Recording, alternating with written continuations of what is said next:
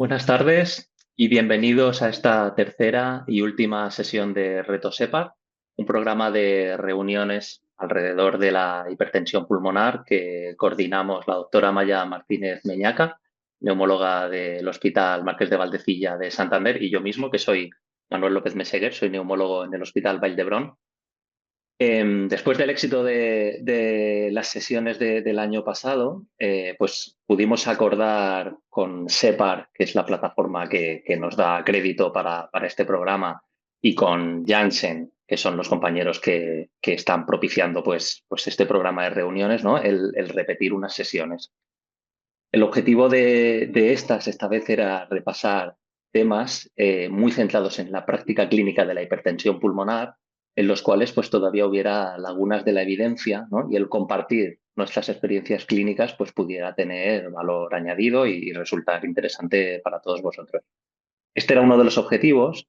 El otro que también nos propusimos era darle voz a compañeros pues, más jóvenes, no necesariamente teniendo que estar empezando en el mundo de la hipertensión pulmonar, pero sí a una generación pues, un poco más joven de colegas que están trabajando en la hipertensión pulmonar desde sus centros, ¿no? Pensábamos que esto pues, podía tener su valor y van a dar una visión pues más fresca, con otras motivaciones y preparar los casos de otra manera. Y de hecho tengo que decir que estamos contentísimos y que está siendo pues un éxito absoluto.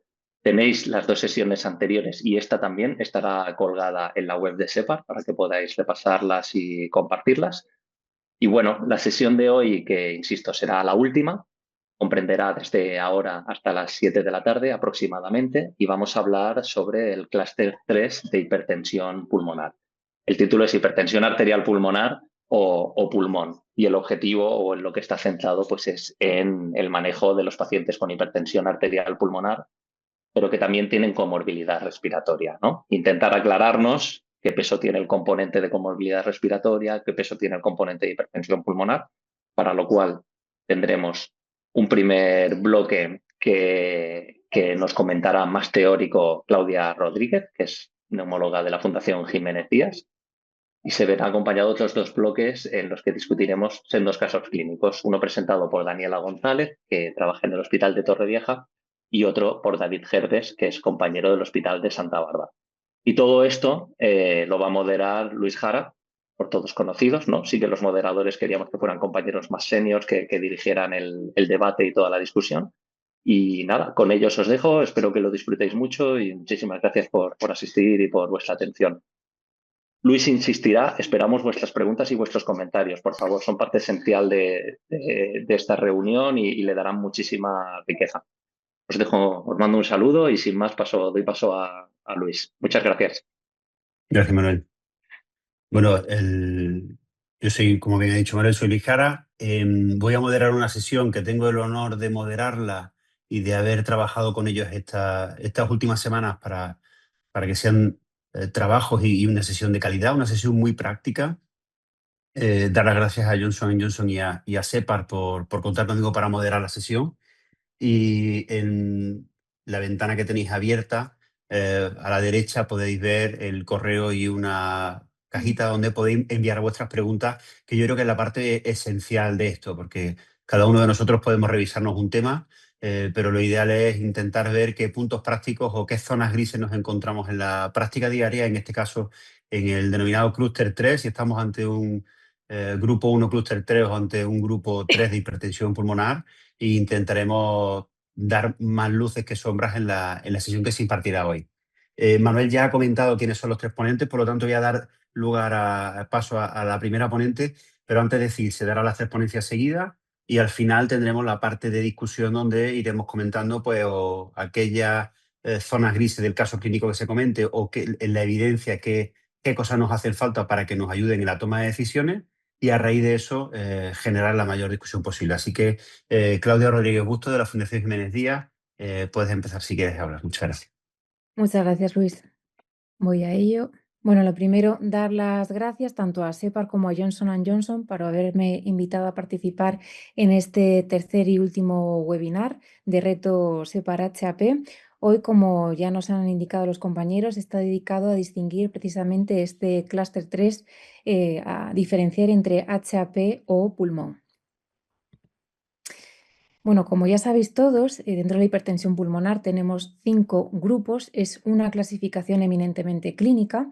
La hipertensión pulmonar del grupo 3 es la segunda más prevalente, la segunda más frecuente después de la asociada a cardiopatía izquierda. Aquí viene todo recogidito en esta tabla, los pacientes bien clasificados, bien ordenados, pero como todos sabéis, la realidad de lo que nos encontramos en consulta no siempre es así.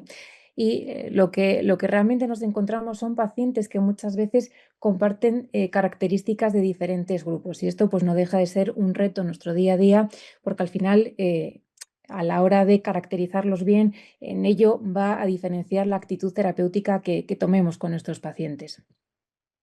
Dentro de la hipertensión pulmonar del grupo 3 hay diferentes enfermedades que pueden al final acabar desarrollándola, pero en su mayor medida vamos a estar hablando casi siempre de EPOC y de EPID. Eh, Pese a ello, la mayoría de los pacientes, pese a la gravedad que puedan tener de la enfermedad de fondo, muy pocos son los que van a desarrollar una hipertensión pulmonar significativa, entendiendo por esto aquellos que desarrollan criterios hemodinámicos de severidad, con una resistencia vascular periférica mayor de 5 unidades Woods. Esto probablemente esté, en cierto modo, un tanto infraestimado, porque la realidad es que hacemos poco cateterismo cardíaco derecho a aquellos pacientes con hipertensión pulmonar del grupo 3 y la mayor parte de los datos de los que disponemos son de pacientes candidatos a trasplante pulmonar. La realidad es que probablemente haya más. ¿Y por qué es tan difícil y cada vez más distinguir entre HAP, fenotipo pulmonar y hipertensión pulmonar del grupo 3? Pues en parte debido a las características poblacionales, ¿no? Y es que en términos generales la población cada vez está envejeciendo más y con ello nuestros pacientes. Si nos fijamos en el paciente prototipo con hipertensión pulmonar que vemos hoy en día en consulta, pues ha cambiado bastante del que se veía hace unos años, ¿no? Aquí vemos un poco las características en cuanto a edad media en diferentes registros. Vemos como en registros más antiguos la edad media de los pacientes con HAP eran pacientes muy jóvenes, de en torno a unos 36 años, y los datos actuales más recientes que tenemos a día de hoy pues son pacientes que en la mayoría tienen más de 60-70 años, es decir, es una población más envejecida. ¿Y qué quiere decir esto? Pues al final con la edad vienen las comorbilidades, son dos cosas que van de la mano. Tanto es así que ya desde hace unos años que se elaboró a partir del registro Compera un análisis de los pacientes con HAP idiopática porque veían que entre ellos no eran todos iguales, sino que parecía que se agrupaban en función de determinadas características y pudieron distinguir un total de 3 clústeres. Un clúster 1, que es el paciente con HAP idiopática, digamos, prototipo, el de toda la vida, que son mujeres jóvenes sin comorbilidades y con una DLCO por encima del 45%. Luego tenemos el clúster 2, que es una población predominantemente femenina. También aquí lo que predomina es la carga de comorbilidad cardiovascular y una DLCO también disminuida. También son pacientes añosos con una edad media en torno a 75 años. Y por último, que este es el que nos trae aquí un poco de cabeza a todos, sería el clúster 3, es decir, la idiopática con lo que llamamos fenotipo pulmonar. Porque este paciente se parece mucho más de lo que nos gustaría reconocer a los pacientes con hipertensión pulmonar del grupo 3. Al final son pacientes con una edad media en torno a 72 años, también con una importante carga de comorbilidades cardiovasculares asociadas, son predominantemente hombres, fumadores con una importante carga tabáquica asociada y con una DLCO muy mermada. Aquí os traigo esta tabla, es la que aparece en el protocolo de actuación de hipertensión pulmonar, en el último publicado por el Hospital 12 de octubre, es la edición de 2025. Aquí nos ofrecen, digamos, unos tips, por así decirlo, para aquellos pacientes integrados dentro del grupo 3 de hipertensión pulmonar, un poco en cuáles deberíamos de animarnos quizás a hacer un tratamiento dirigido con vasodilatadores. Y aquí le dan muchísima importancia a la severidad hemodinámica y sobre todo a que cuanta menor afectación funcional, entendiéndose por afectación funcional principalmente los valores que tengamos en las pruebas en la espirometría, y menor afectación parenquimatosa. Se supone que aquí estamos hablando de un sustrato al final más vascular. Esto tiene sus luces y sus sombras, creo que como punto de partida está bien, pero que le faltan cosas. Esto no deja de ser una fotografía de enfermedades que son muy dinámicas y aquí engloba toda la hipertensión pulmonar del grupo 3 y como ya sabéis, pues no se va a comportar igual un EPOC que una EPID. Entonces, bueno, luego si queréis en el debate podemos un poquito hablar de esto. Y un poco para ayudarnos a llegar a alguna conclusión a la hora de diferenciar la HAP idiopática, es decir, a lo que a partir de ahora me referiré como clúster 3 de los distintos pacientes, aquí os traigo un artículo que se publicó en el 2022 en el cual, a partir de 2 registros europeos como son el COMPERA y el ASPIRE, ya veis que la N que se manejó fue importante, más de 1.300 pacientes en el COMPERA y casi 700 en el ASPIRE. Aquí lo que se pretendía era clasificar a los pacientes en 3 grupos, aquellos con HAP idiopática clásica, es decir, el clúster 1, del clúster 3 con aquellos con hipertensión pulmonar del grupo 3, que eran principalmente pacientes con EPOC y EPID. Y lo que se pretendía era comparar, por un lado, las características de los pacientes, cómo respondían al tratamiento vasodilatador y qué implicaciones tenía este en cuanto a supervivencia. Vale, aquí vemos en esta diapositiva ya cómo se distribuyen los pacientes por edad, tanto en el COMPERA, que es la imagen de la izquierda, como en el ASPIRE. Y lo que vemos, que llama la atención, vemos en color naranja, sería el clúster 1, los pacientes con el fenotipo clásico, como evidentemente es mucho más prevalente en edades más jóvenes. Conforme avanza la edad media de los pacientes, este tipo de hipertensión pulmonar, este fenotipo clásico, pues lo vemos menos. Sin embargo, pasa justamente lo contrario con aquellos que conocemos como clúster 3 y la hipertensión pulmonar del grupo 3. Vemos que justo conforme avanza la edad, este tipo de hipertensión pulmonar pues es mucho más frecuente y mucho más prevalente. Parece que va un poquito parejo estos dos, de la mano, ¿no? Y concuerda justo el COMPERA con el ASPIRE. Vemos exactamente lo mismo. En cuanto a las características clínicas y demográficas, vemos como el clúster 1, el fenotipo clásico, son fundamentalmente mujeres, sin embargo, en el clúster 3 y la hipertensión pulmonar del grupo 3 van a ser hombres de una edad más avanzada con una importante carga tabáquica, la mayoría son fumadores y no solo son fumadores, sino que son IPAs importantes, en torno a 40. Vemos como la DLCO del clúster 1, el clúster clásico, está un poco disminuida, pero muchísimo más mermada en el clúster 3 y en el grupo 3. Todos ellos tienen una hipertensión pulmonar significativa y al inicio, en el momento del diagnóstico, estaban en un riesgo intermedio alto. Es decir, que ya de primeras parece que se parecen entre sí. El clúster 3 del grupo 3. Respecto a los hallazgos radiológicos disponibles en los tags de tórax que teníamos, vemos como, evidentemente, lo esperable, aquellos con clúster 1, los clásicos, tienen menor afectación tanto de enfisema como de fibrosis respecto a aquellos clúster 3 e hipertensión pulmonar del grupo 3. En cuanto a la clase funcional, aquí lo que vemos un poquito es el efecto que está teniendo el tratamiento vasodilatador en estos 3 grupos de pacientes. Y lo que vemos es que en aquellos con clúster 1, es decir, el fenotipo clásico, como la clase funcional de la que parten mejora sustancialmente conforme hacemos seguimiento del paciente e instauramos un tratamiento, es decir, responden mejor al tratamiento vasodilatador. Vemos como la mayoría están en color verde, es decir, clase funcional 1, clase funcional 2, sin embargo vemos como apenas varía en aquellos con fenotipo pulmonar, es decir, clúster 3, y en aquellos con hipertensión pulmonar del grupo 3, es decir, parece que el tratamiento hace poco en cuanto a clase funcional y que los dos se comportan de manera muy similar. En cuanto a riesgo de mortalidad, pues pasa exactamente lo mismo. Y esto es extrapolable a lo que pasa en cuanto a NT-proBNP, distancia recorrida en el test de la marcha. Vemos cómo apenas se modifica en clúster 3 y en hipertensión pulmonar del grupo 3 y cómo vemos una clara mejoría en aquellos pacientes con HAP idiopática clásica. Aquí vemos la supervivencia, a la izquierda el registro COMPERA, a la derecha el registro ASPIRE. Vemos en color naranja sería el superior, que es aquellos clúster 1, como la supervivencia. Vemos claramente a los 5 años de seguimiento mueren muchísimos menos pacientes de los que mueren en clúster 3 e hipertensión pulmonar del grupo 3 y que esto pasa en los 2 registros, es decir, parece que el tratamiento es bastante menos efectivo, mueren más, sobreviven menos. Es decir, un poco en conclusión respecto al registro de datos obtenidos, tanto de COMPERA como de ASPIRE, parece que son pacientes que se parecen en cuanto a características clínicas y demográficas y en cuanto a respuesta al tratamiento, que en todos ellos es muy pobre.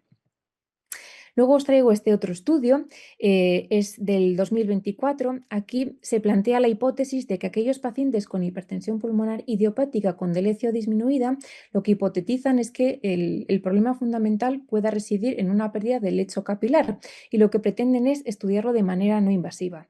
Para ello utilizan la resonancia magnética con xenón hiperpolarizado. Luego os explicaré un poquito por encima el por qué decidieron elegir esta técnica. Y para ello lo que hacen es reclutar 29 pacientes, de los cuales tienen que excluir 7 porque o bien tenían enfisema significativo o alteración en parenquimatosa en el escáner, y 2 de ellos porque parecía que finalmente lo que había de fondo era una vena oclusiva pulmonar. Finalmente nos quedamos con 22 pacientes, de los cuales realizamos una división en 4 grupos. Por un lado, aquellos pacientes con hipertensión arterial idiopática con DLCO disminuida, hipertensión arterial pulmonar idiopática con DLCO preservada, hipertensión pulmonar asociada a síndrome combinado enfisema fibrosis, es decir, estaríamos hablando de una hipertensión pulmonar del grupo 3, y finalmente pacientes con enfisema pero sin hipertensión pulmonar.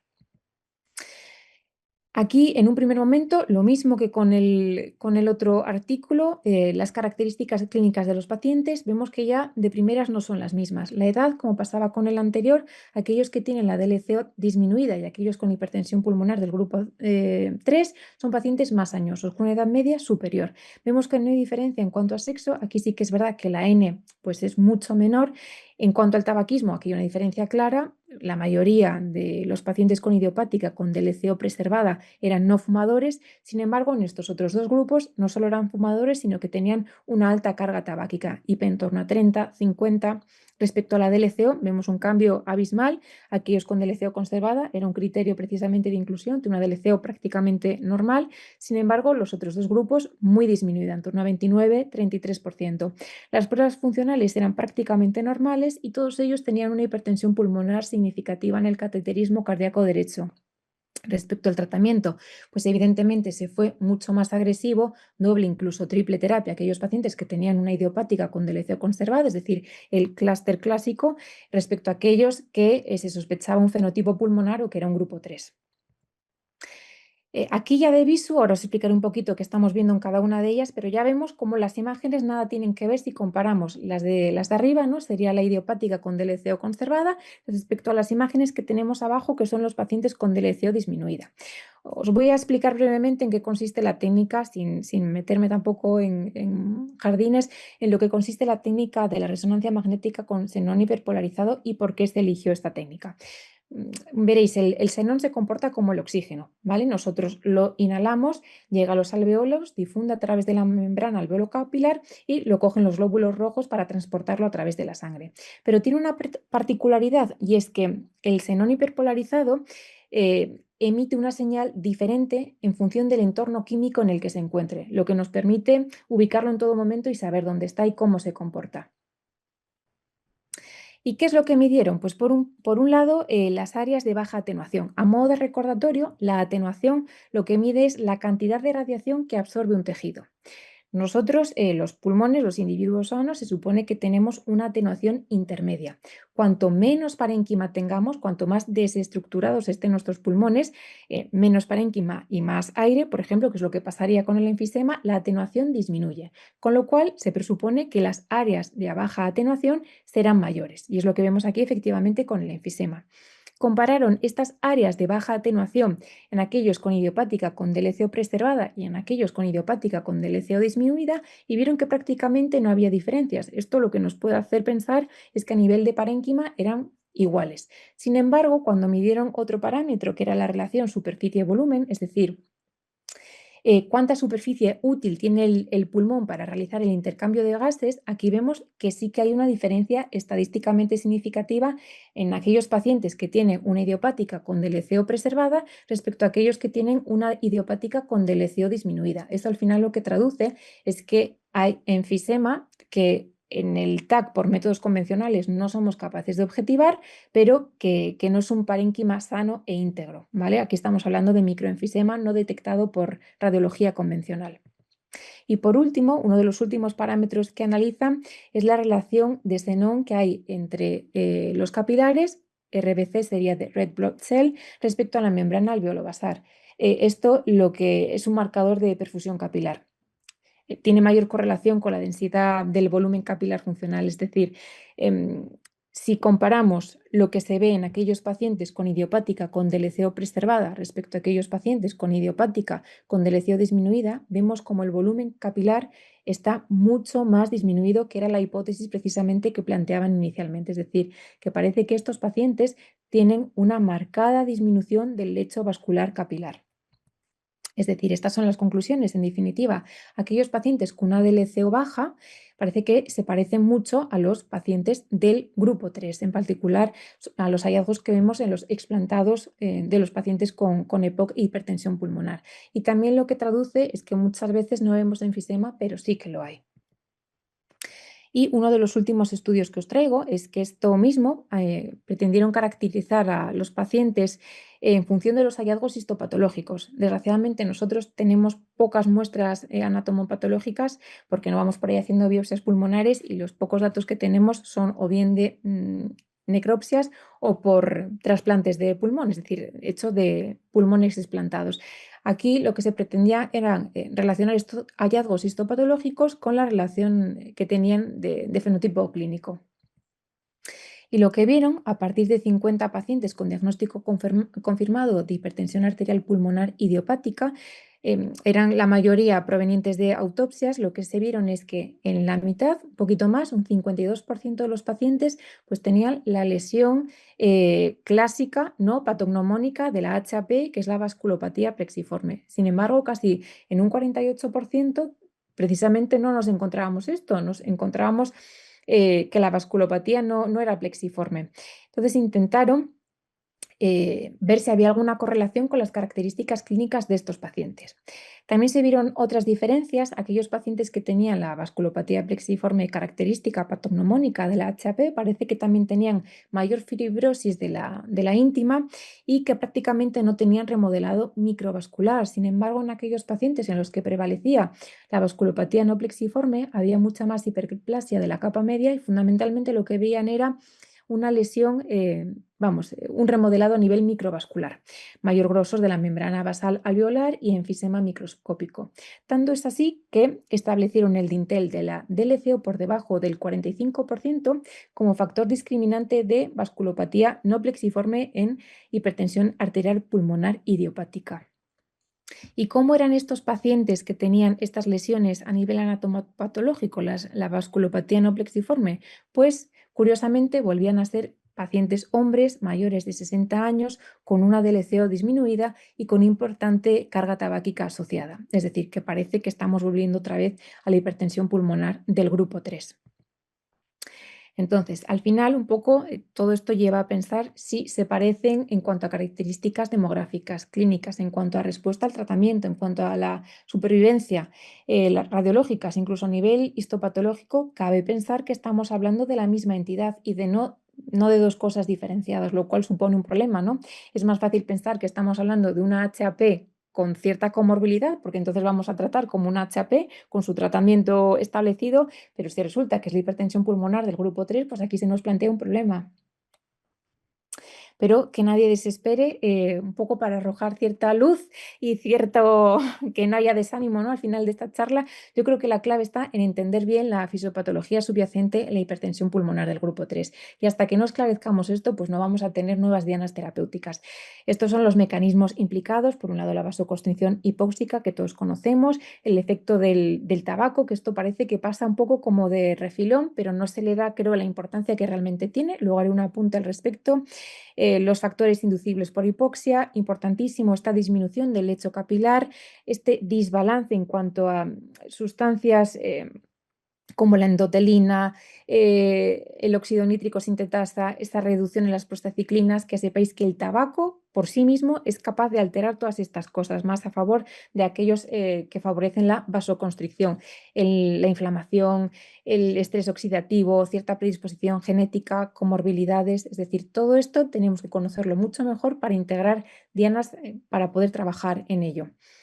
Respecto a la vasoconstricción hipóxica, que esto es muy conocido, simplemente hacer una pequeña referencia, y es que se sabe que están implicados unos mecanorreceptores, que son unos canales de calcio, que cuando se activan, precisamente por esta contracción, lo que hacen es empezar a meter calcio en la célula. Y se postula que pueda ser una posible diana terapéutica para la hipertensión pulmonar del grupo 3.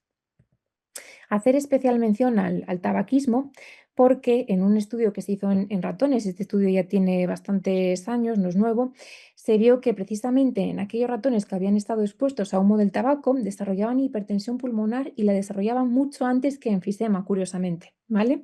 Y parece que esto era independiente de la hipoxia, con lo cual el tabaco per se, por sí mismo, es capaz de inducir hipertensión pulmonar. Y esto parece que lo pasamos a veces un poquito por alto y que no le damos como la importancia que realmente tiene.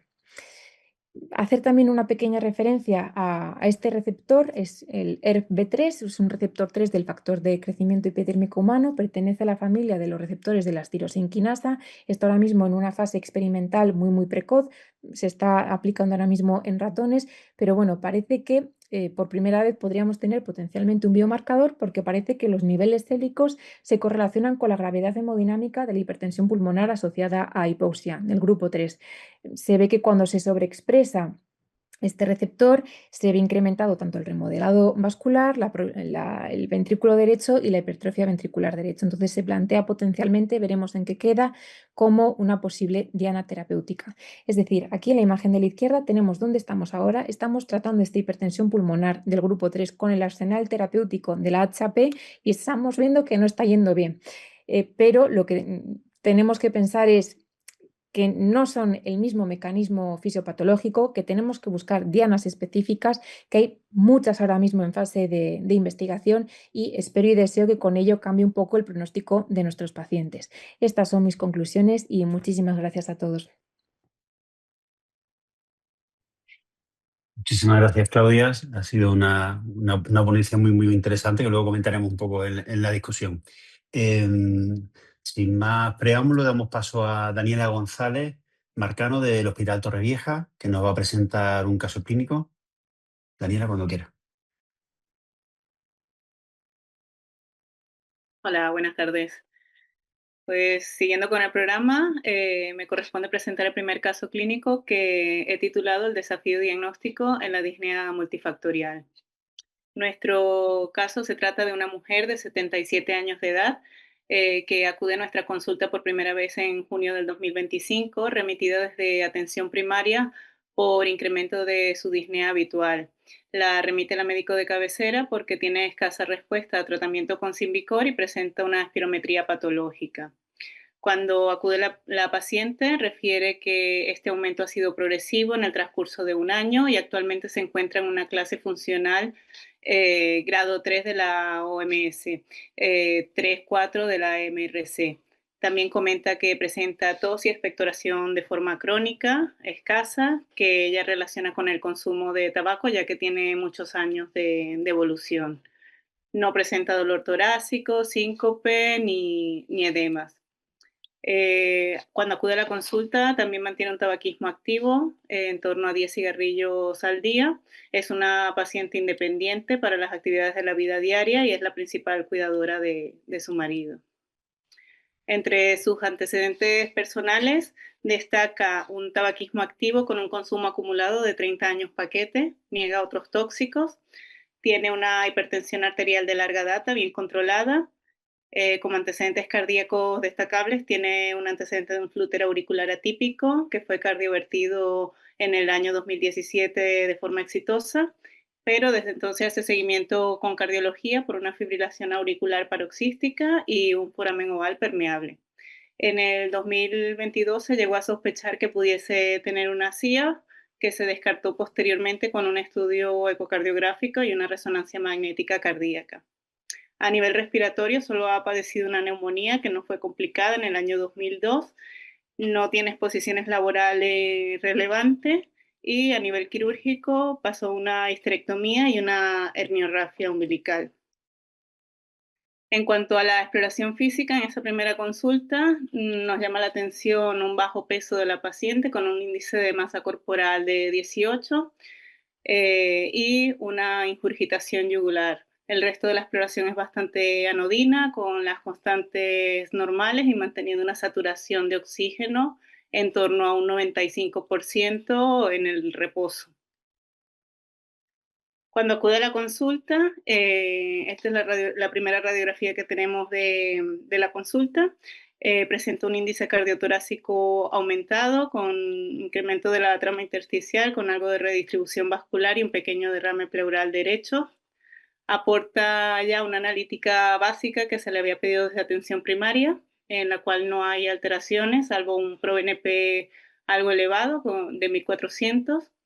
Teníamos disponibles un electrocardiograma y un ecocardiograma del año 2024 de la consulta de cardiología, donde describían pues, las cardiopatías conocidas de la paciente, pero allí sí que nos llamó la atención que presentaba una presión sistólica de la arteria pulmonar en torno a 50 milímetros de mercurio. Sin embargo, en la ecocardio describían que no habían otros datos indirectos de hipertensión pulmonar.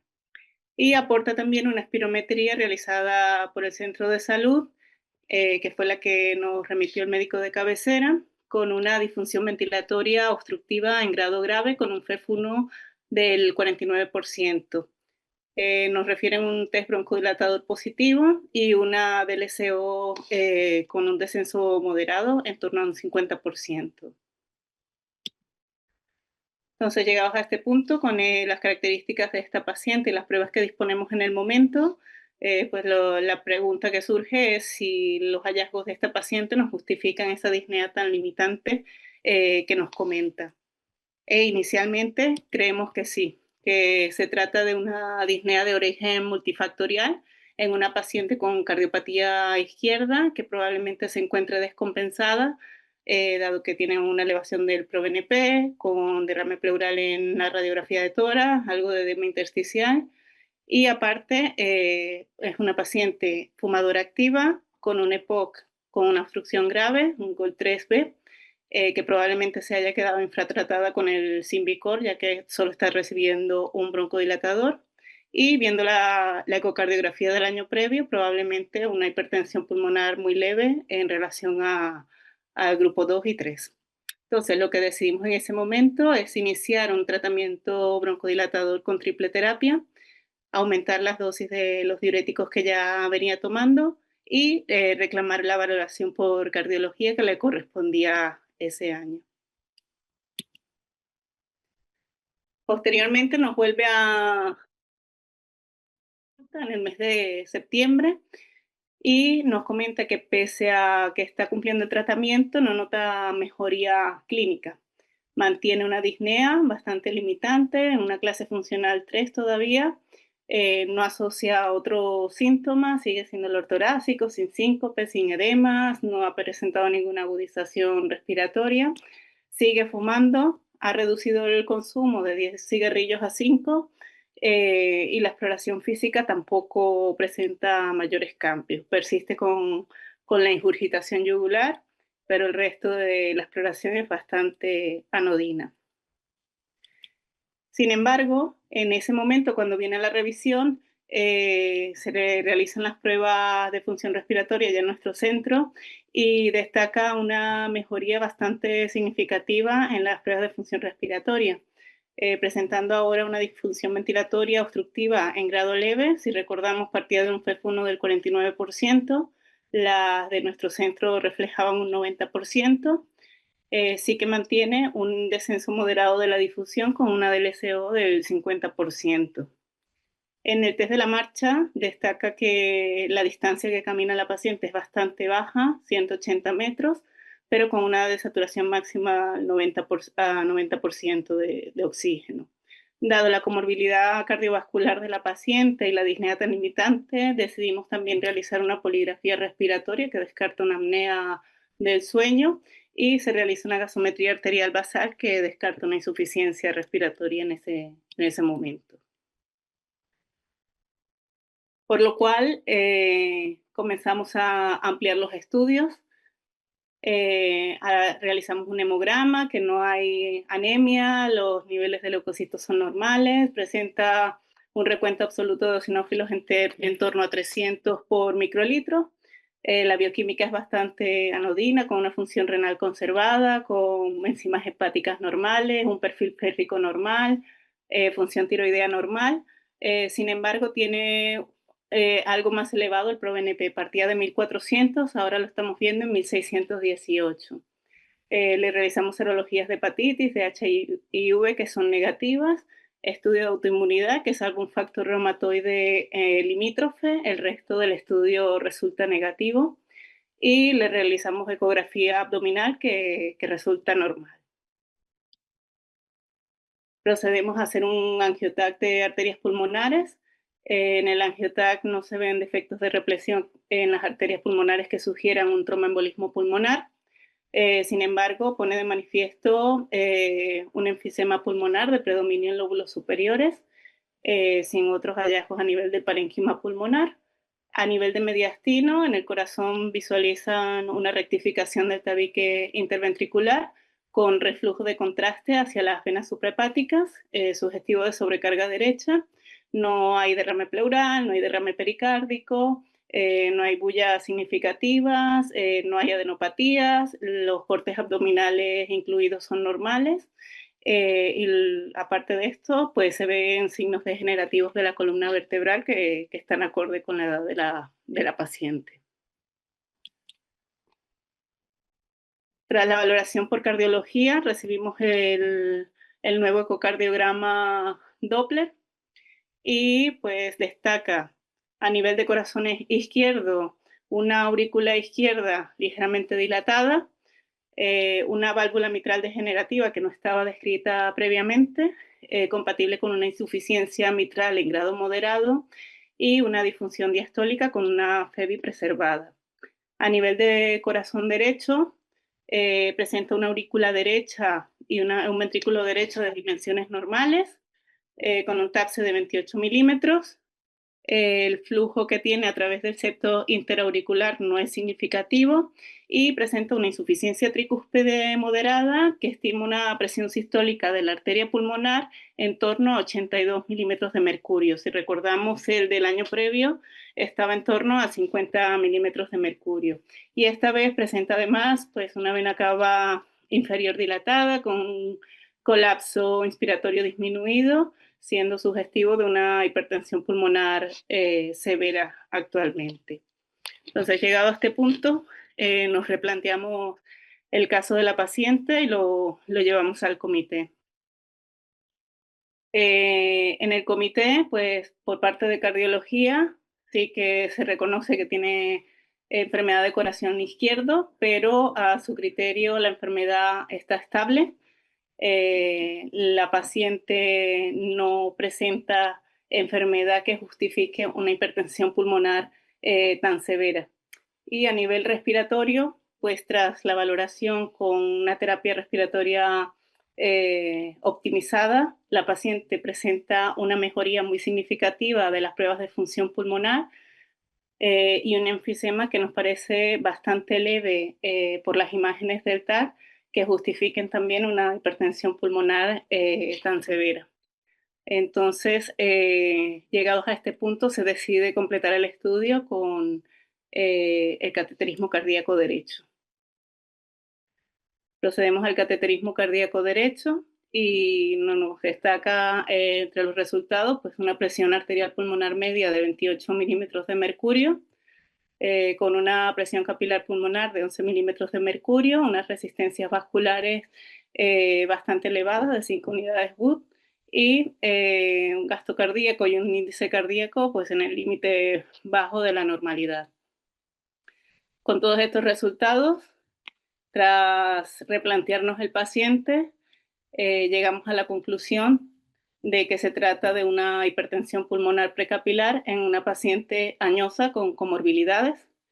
Nos reformulamos los diagnósticos, la recatalogamos como un EPOC GOL 1B, fenotipo enfisematoso no agudizador, un posible ACOS asociado en una paciente con enfisema pulmonar y tabaquismo activo, y entre sus comorbilidades cardíacas, pues las de siempre, foramen oval permeable, fibrilación auricular y una insuficiencia mitral moderada.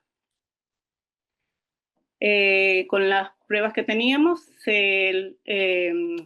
estaría la paciente en un riesgo intermedio y se decide iniciar tratamiento dirigido con doble terapia con Juvanci a dosis de 10-20, mantener el tratamiento respiratorio y mantener el tratamiento por cardiología de las comorbilidades presentes. Acude a reevaluación de riesgo a finales del año, de diciembre, y la paciente sorprendentemente ha ido bastante bien con el tratamiento.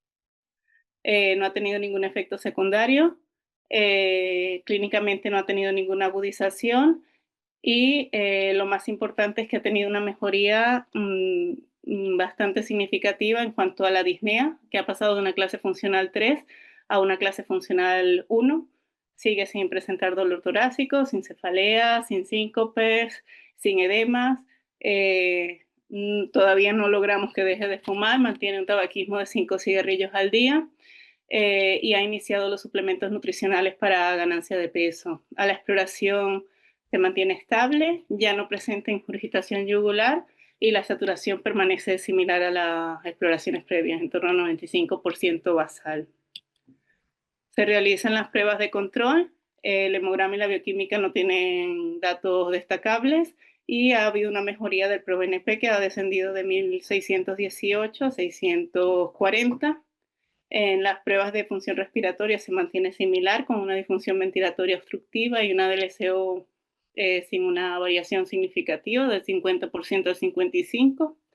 En el test de la marcha sí que ha incrementado la distancia que camina, ha pasado de 180 metros a 290 metros. Y lo que más nos llamó la atención fue la mejoría a nivel del ecocardiograma de control, donde la enfermedad izquierda se mantiene estable, no ha habido ningún empeoramiento de esa parte, pero por el lado derecho ha tenido una disminución muy significativa de la presión de la sistólica de la arteria pulmonar, que ha descendido de 85 a 60, y ya no hay una dilatación de la vena cava inferior. La aurícula derecha y el ventrículo derecho siguen sin estar dilatados. Con las pruebas que tenemos en la reevaluación, la paciente seguiría persistiendo en un riesgo intermedio bajo. Sin embargo, con la mejoría clínica que hemos tenido y la mejoría a nivel del ecocardiograma tan llamativo, hemos decidido de momento mantener el tratamiento que lleva con el Juvanci a dosis plena, mantener el tratamiento inhalado y esperar la evolución del paciente. Está pendiente de nueva revisión ahora, a ver cómo, cómo nos va. Y como conclusión en este caso, pues sí nos parece importante, dado el perfil de pacientes de nuestra consulta, es que aquellos que tienen fenotipos mixtos, que tienen EPOC, que tienen patología cardíaca, a veces la ecocardiografía y la clínica se quedan un poco cortos. Es importante individualizar al paciente y si persisten dudas, ir a un estudio más invasivo, que lamentablemente es el hemodinámico, que es lo que nos va a sacar de dudas, nos va a desenmascarar un componente precapilar que pueda ser predominante y que pueda abrir la puerta a terapias dianas que nos modifiquen el pronóstico de nuestro paciente. Y ya pues no me queda más que agradecer a vosotros por vuestra atención y la invitación al reto CEPAR, y agradecer a todos mis compañeros de la unidad. Muchísimas gracias, Daniela. Un caso muy interesante que seguro que genera muchas preguntas. Pasamos al segundo caso, que lo presenta David Gervés Donoso, del Hospital Santa Bárbara. David, cuando quieras. Buenas tardes con todos. Bueno, pues, gracias Luis. Mi nombre es David Gervés, soy del Hospital Santa Bárbara de Soria. Quiero dar las gracias pues a CEPAR, a los organizadores y a Janssen, desde luego, pues por tenernos en cuenta para participar en este tipo de webinars. Bueno, pues el caso que quiero comentar yo, pues es de una paciente que hasta ahora, perdónenme la expresión, pues me sigue sacando canas blancas, más de las que ya tengo, porque es un paciente muy complejo, ya que yo estoy en lo de la hipertensión pulmonar, pues más o menos unos 2 años y medio. Entonces, para mí, cada paciente de este tipo, pues, es un reto bastante grande. Yo sé que aquí tengo a mis compañeros que están ahora, ustedes, yo sé que tienen mucha más experiencia que yo y estoy aprendiendo mucho de ustedes. Y bueno, espero que les guste este caso y que sea de provecho para ustedes. Es una señora, mujer de 65 años, exfumadora por más ya de 40 años y no era de mucha carga, pues porque era solo de fines de semana de 1 a 2 cigarrillos diarios. Animales ha tenido una pajarilla solo por 2 años, no tiene otras exposiciones de interés. Familiares no tiene antecedentes de enfermedades autoinmunes, ni tampoco tiene antecedentes de POC, ni asma, ni nada de eso. Ella lo que sí cuenta es que tiene varios años ya desde el 2007, pues, perdón, desde el 2000, es que no veo aquí. Tiene ya varios años, desde el 2017, pues un síndrome antifosfolípido. Le diagnosticaron porque ha tenido un tromboembolismo pulmonar y una trombosis venosa profunda a repetición. Está actualmente con tratamiento con warfarina o Sintrom, perdón, y ha estado bastante bien y tranquila. Ella viene también de antecedente que tiene una elevación diafragmática también ya desde el 2013 o desde el 2007 como secuela de una intervención valvular en el 2007 de una anuloplastia mitral y ha estado en seguimiento de neumología más o menos hasta el 2013 que fue dado de alta. Fue dada de alta, no sé si estaría bien o mal, pero tenía una disnea MRC1 o 2 y tenía que dormir con dos almohadas para poder tener un descanso nocturno normal. Se le dio de alta y de cardiología también pierde las citaciones y llega en el año 2025 con cardiología, que le hacen un ecocardiograma y como ven una sospecha alta de hipertensión pulmonar, pues nos remiten a la consulta de neumología. En la consulta, pues lo que me indica la paciente, pues que ella más o menos deambula, pues unos 2 kilómetros, más o menos diarios, y tenía una saturación basal del 92%. Según la paciente, pues me decía que en llano pues iba más o menos bien, un MRC de más o menos de 1 a 3 y en cuestas, eso sí, pues no podía subir. Se quedaba en MRC 4 y tenía que hacer varias paradas. En espirometría, pues en ese momento de la consulta, pues vemos un claro, probable patrón restrictivo. Nosotros en nuestro centro no tenemos la petismografía para confirmar si la TLC es baja o normal. Pero bueno, pero viendo la disfunción diafragmática, viendo la elevación diafragmática y la obesidad que tenía la paciente, pues me quedaba claro que era un patrón restrictivo. Tenía una prueba broncodilatadora negativa y una difusión de 86 que está dentro de parámetros normales. Le hicimos un test de marcha, pues que la señora al principio tenía una saturación de inicial de 91%, en la consulta recuerdo que tenía de 92% basal y terminaba con 81% de saturación y anduvo pues más o menos unos 360 metros. Se le puso oxígeno suplementario 2 litros a pulsos y mantenía una buena saturación durante toda la marcha de más o menos unos 345 metros y mantenía una saturación entre 91 y 93%.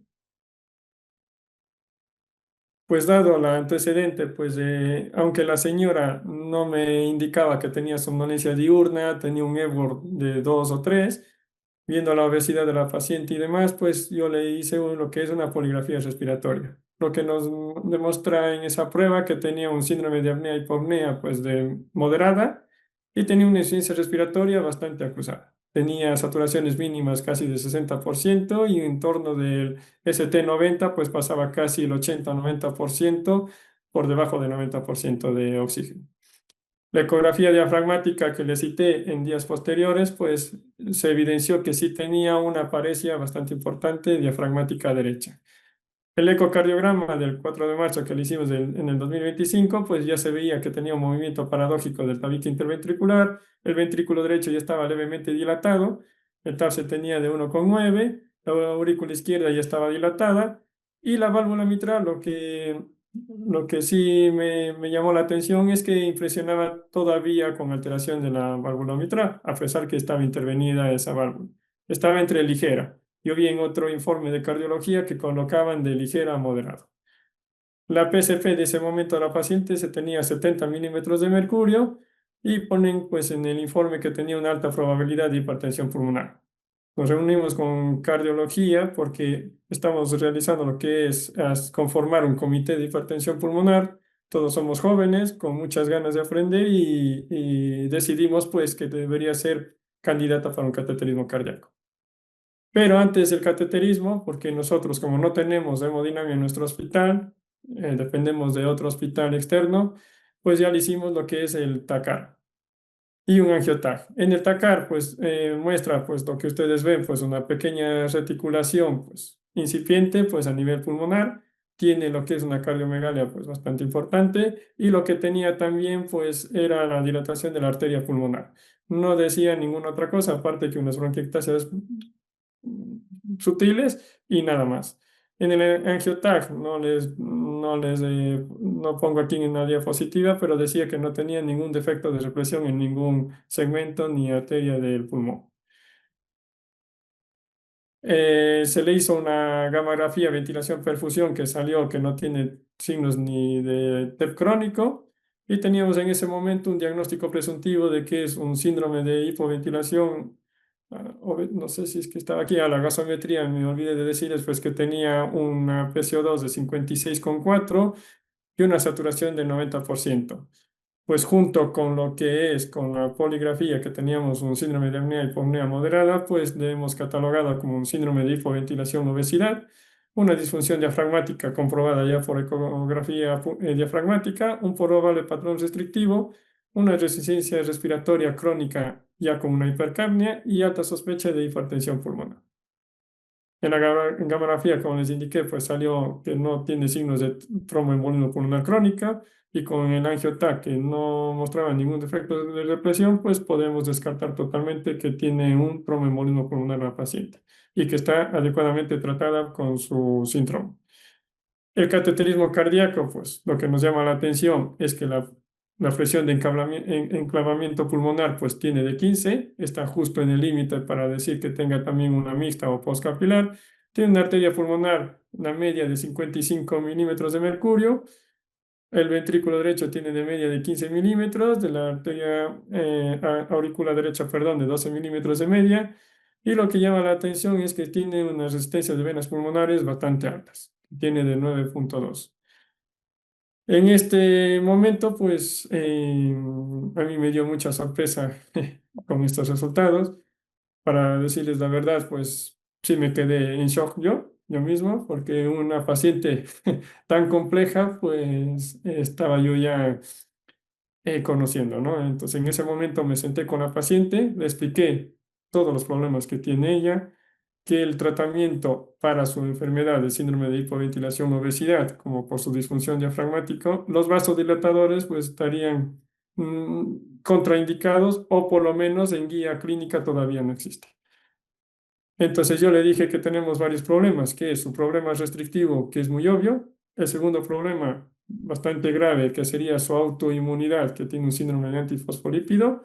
Yo le indiqué ahí a la paciente que estamos entre ver si ella tiene una hipertensión pulmonar gracias a su enfermedad autoinmune o gracias a su patología pulmonar.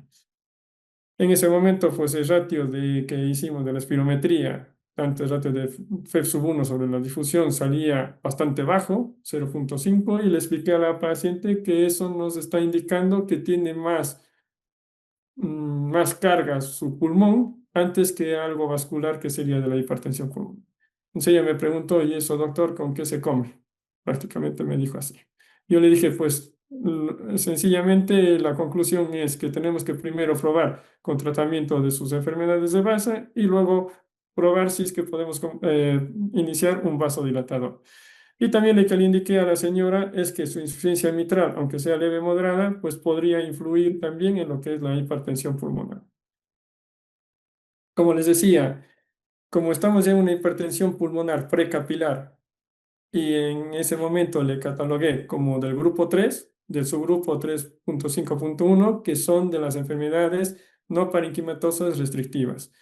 En este caso, ¿cuál es el problema? ¿Por qué es tan severo la hipertensión pulmonar de la señora? Pues primero porque el remodelado vascular, como ya nos indicó la doctora Claudia, pues de que el remodelado vascular por hipoxia crónica que tiene y esta es tanto diurna como nocturna de la paciente, porque tengamos en cuenta que ella con el síndrome de hipoventilación obesidad es una hipoxia crónica, es una hipoxia ya nocturna de toda la noche y por la disfunción diafragmática sería por el día.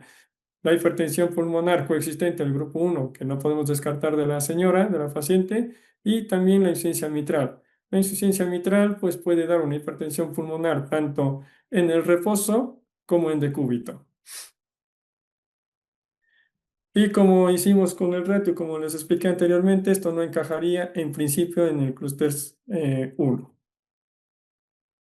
¿Cuál sería el tratamiento que le pusimos a la señora en primera instancia? Pues decidí la ventilación mecánica no invasiva. ¿Por qué? Porque sabemos muy bien que la CPAP, en ya últimos estudios actuales, ya se puede colocar una CPAP aunque tenga una retención de carbónico. Esto ya lo ha confirmado pues, en un estudio de masa que se publicó en el New England, en el síndrome de Pigwin. No sé si recuerdan ustedes, pues que se puede poner la CPAP. En este caso, yo inicié la ventilación mecánica con doble propósito. El uno, para corregir lo que es la retención de carbónico, o sea, el síndrome de hipoventilación obesidad.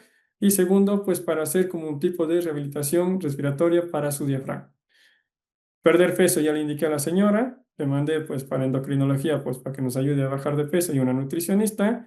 Remitimos para rehabilitación respiratoria para lo de la disfunción diafragmática, su oxigenoterapia que tenía la paciente. Y como ya estaba bien tratada con su citronidolquina, está haciendo los controles por parte de reumatología. Pues bueno, esa es la base del tratamiento. Yo esperé un mes, 2 meses más o menos, viéndoles seguidamente a la señora cada 15 días, cada mes a la paciente.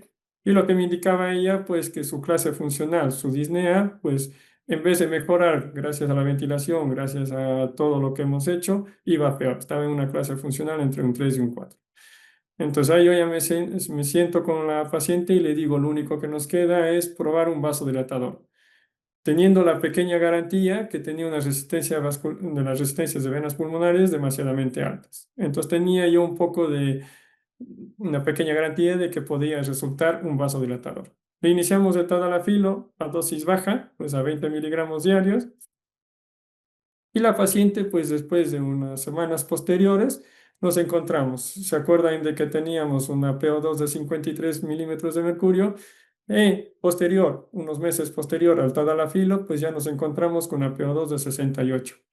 La paciente se encontraba mucho mejor, toleraba mucho mejor el esfuerzo físico. Me decía que gracias al oxígeno y gracias al tadalafilo que le hemos puesto y a la ventilación mecánica, ella podría ya caminar y deambular mucho más. De 2 kilómetros pasó a 4 a 6 kilómetros diarios. Desde luego que en las cuestas no mejoró mucho, persistía la misma disnea MRC3 y 4. Y la PCO2, lo que también me llamó la atención es que ya gracias a la ventilación, pues ya estaba casi en rangos normales. Entonces, por lo que subo y como toleró bastante bien, no tenía tensiones bajas, no tenía mareos, ni síncopes, ni nada de eso, pues decidimos junto a la paciente subir el tadalafilo a 40 miligramos. Bueno, estuvo así la paciente, me dijo que estaba prácticamente lo mismo. Y aquí la paciente me decía pues que ella sí quisiera mejorar un poco más en cuanto a su clase funcional en su disnea, porque ella quería pues ir a bailar, quería hacer, bueno, su vida normal, quería incluso hacer natación. Entonces yo digo, bueno, me pones en un poco de conflicto. Pero yo le dije a ella, a la señora, digo, mira, aquí tenemos un pequeño problema. El pequeño problema es que como yo dependo de un hospital externo para hacer el cateterismo, algunas de esas pruebas nos han sido negadas. ¿Por qué? Porque como tiene su lista de espera, pues yo entiendo, pues repetir un cateterismo no me permitía. Entonces la señora me dice, mira, tú me comentaste que tenía mi enfermedad autoinmune y que podría tener, partícipe en esta de la hipertensión pulmonar, pues, ¿qué te parece si probamos con una medicación, con otro vasodilatador? Digo, bueno, pues si tú aceptas, pues podemos iniciar. Se le inició lo que es el Selexipag. ¿Por qué decidí el Selexipag? Pues, a ver, investigué mucho, tuve que ver entre macitentan y el Selexipag, y lo que llegué a conclusión es que el Selexipag, como el teprostinil inhalado, pues son los mejores, entre comillas, los que pueden tolerar un poco más los pacientes con enfermedad del grupo 3. Entonces decidí iniciar el Selexipag. Inicié a dosis bajas, de 200 cada 12 horas, Yo me acostumbro a no subir la dosis de Celexipac cada semanal, sino yo siempre veo al paciente y cada 2 o 3 semanas, dependiendo de su tolerancia, voy subiendo. La paciente no pude subir el Celexipac a 400 porque al tercer día, a los 2 días o 3 días, comenzó con cialorrea, comenzó con un dolor costal derecho importante, una opresión precordial que casi era incapacitante y tenía también una disnea de lo que antes ya podía deambular 6 kilómetros, no podía ni caminar ni 100 metros. Entonces llamo inmediatamente a la paciente, me mostró todas las tensiones arteriales que tenía, estaba todo normal, estaba entre los 130 y 140 de presión sistólica y la diastólica también tenía normal. Le hice una analítica urgente porque quería ver si no ha hecho un fallo cardíaco agudo, si no tenía alguna alteración o ventilación perfusión o para hacer diagnóstico diferencial. Y lo que me doy cuenta, pues que el ProBNP que tenía el 25 de febrero, que era de 375, más bien baja a 258. No tenía mucha concordancia. Y además también la función renal pues tiene de 0,88 a 0,89, quiere decir que hipoperfundida no estaba. O sea que me creía las tensiones arteriales de la señora. Pero como tenía esa presión precordial y como la señora dice, o me quitas esa medicación o yo la suspendo. Opté por suspenderle y le indiqué pues que tengo que mantener el tadalafilo. Le mantuve el tadalafilo y al quitar la medicación del Celexipac, pues al principio pues la PO2 baja, ¿no? Tenía de 53, ¿se acuerdan que les dije en mayo? 68 tenía la señora y espero para ver, es que se me fue. Perdón. Aquí tenía pues el carbónico, ven que antes de decir lo del tadalafilo de 51,5 no me mejora el carbónico de lo que estaba normal de 45, pues me sube nuevamente a 51 milímetros. Y lo que le dije a la señora pues es quitar la medicación, como les indiqué, y luego de retirada la medicación podemos ver pues que mejora muchísimo el carbónico, nuevamente retorna a la normalidad. Y de hecho la PO2 de 61, 63 que se mantenía, pues sube a 87 milímetros de mercurio, solamente con tadalafilo y con la ventilación mecánica no invasiva y con el oxígeno.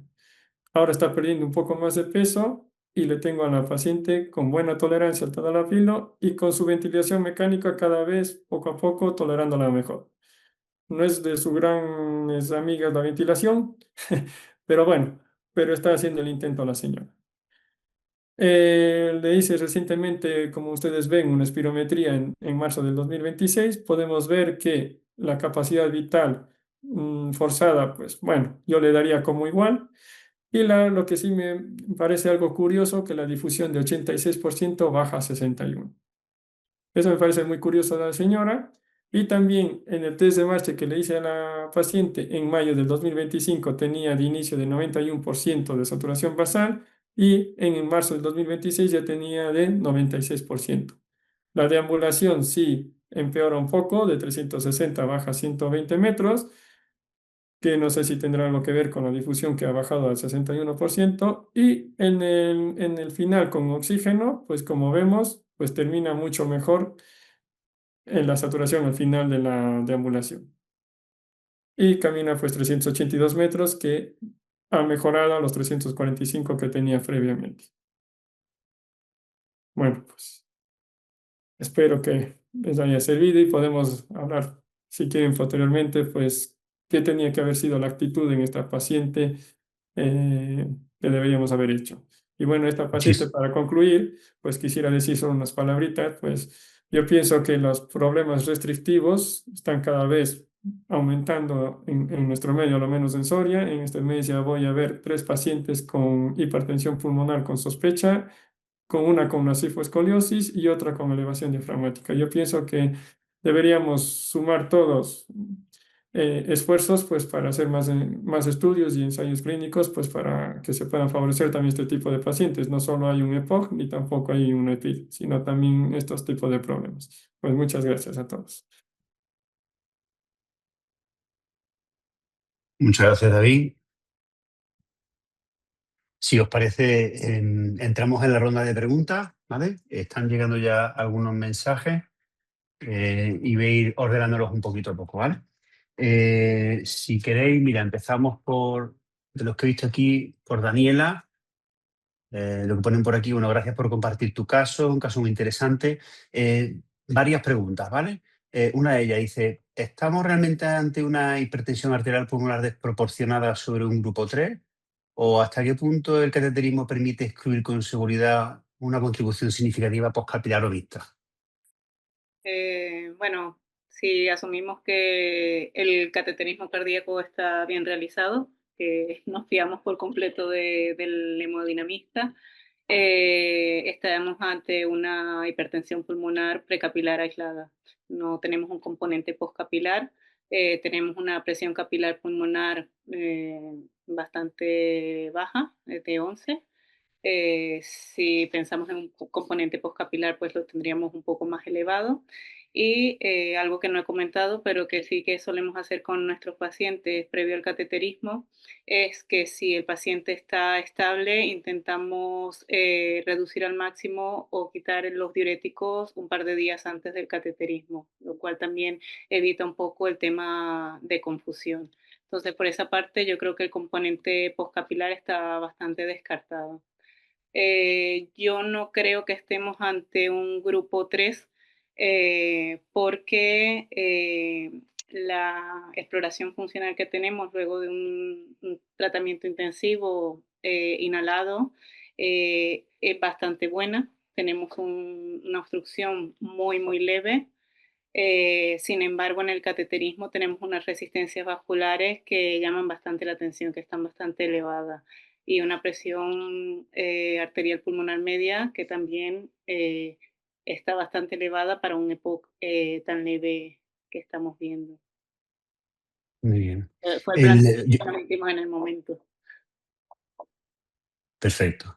Yo creo que una de las cosas muy interesantes de tu caso, y que yo creo que cada vez más en la práctica clínica diaria lo vamos haciendo, es el recapacitar con algunos pacientes y, como tú has dicho, recatalogar o reclasificar, ¿no? Yo creo que a veces hay que pararse con determinado grupo de pacientes, hay que revisar la historia un poco en retrospectiva y tenemos que ver si a lo mejor hemos catalogado al paciente como una hipertensión pulmonar grupo 3 y a lo mejor hay que hacer una sentada con el equipo multidisciplinar o con el equipo de la unidad para decidir un poco qué hacemos con estos pacientes, ¿no?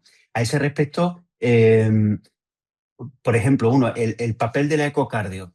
Ahora, hay una diferencia bastante importante y probablemente la segunda ecocardio, por lo que yo he visto en el informe, da la sensación de que una ecocardio más fina, donde hay una sospecha de disfunción del ventrículo derecho.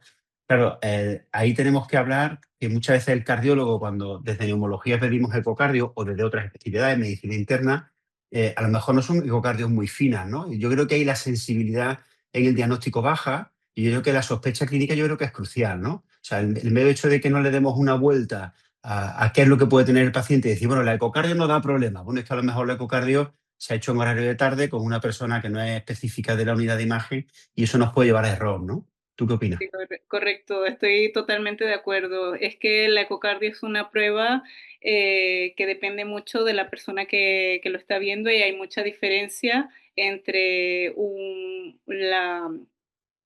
la visión de un ecocardiografista y la otra. De hecho, si ponen el punto en otro sitio ya le da un valor diferente.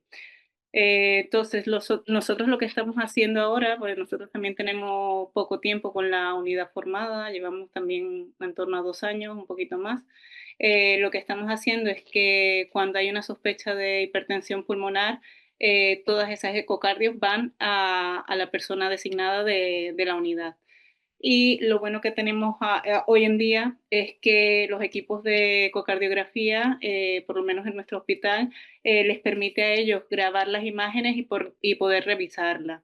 Entonces, Eso. estuve discutiendo con él porque es que me llama la atención que esta paciente desde el 2017 hacía una revisión anual con cardiología, con ecocardiograma, electrocardiograma, incluso Holter, y nadie había visto, y en un año hace un debut tan llamativo.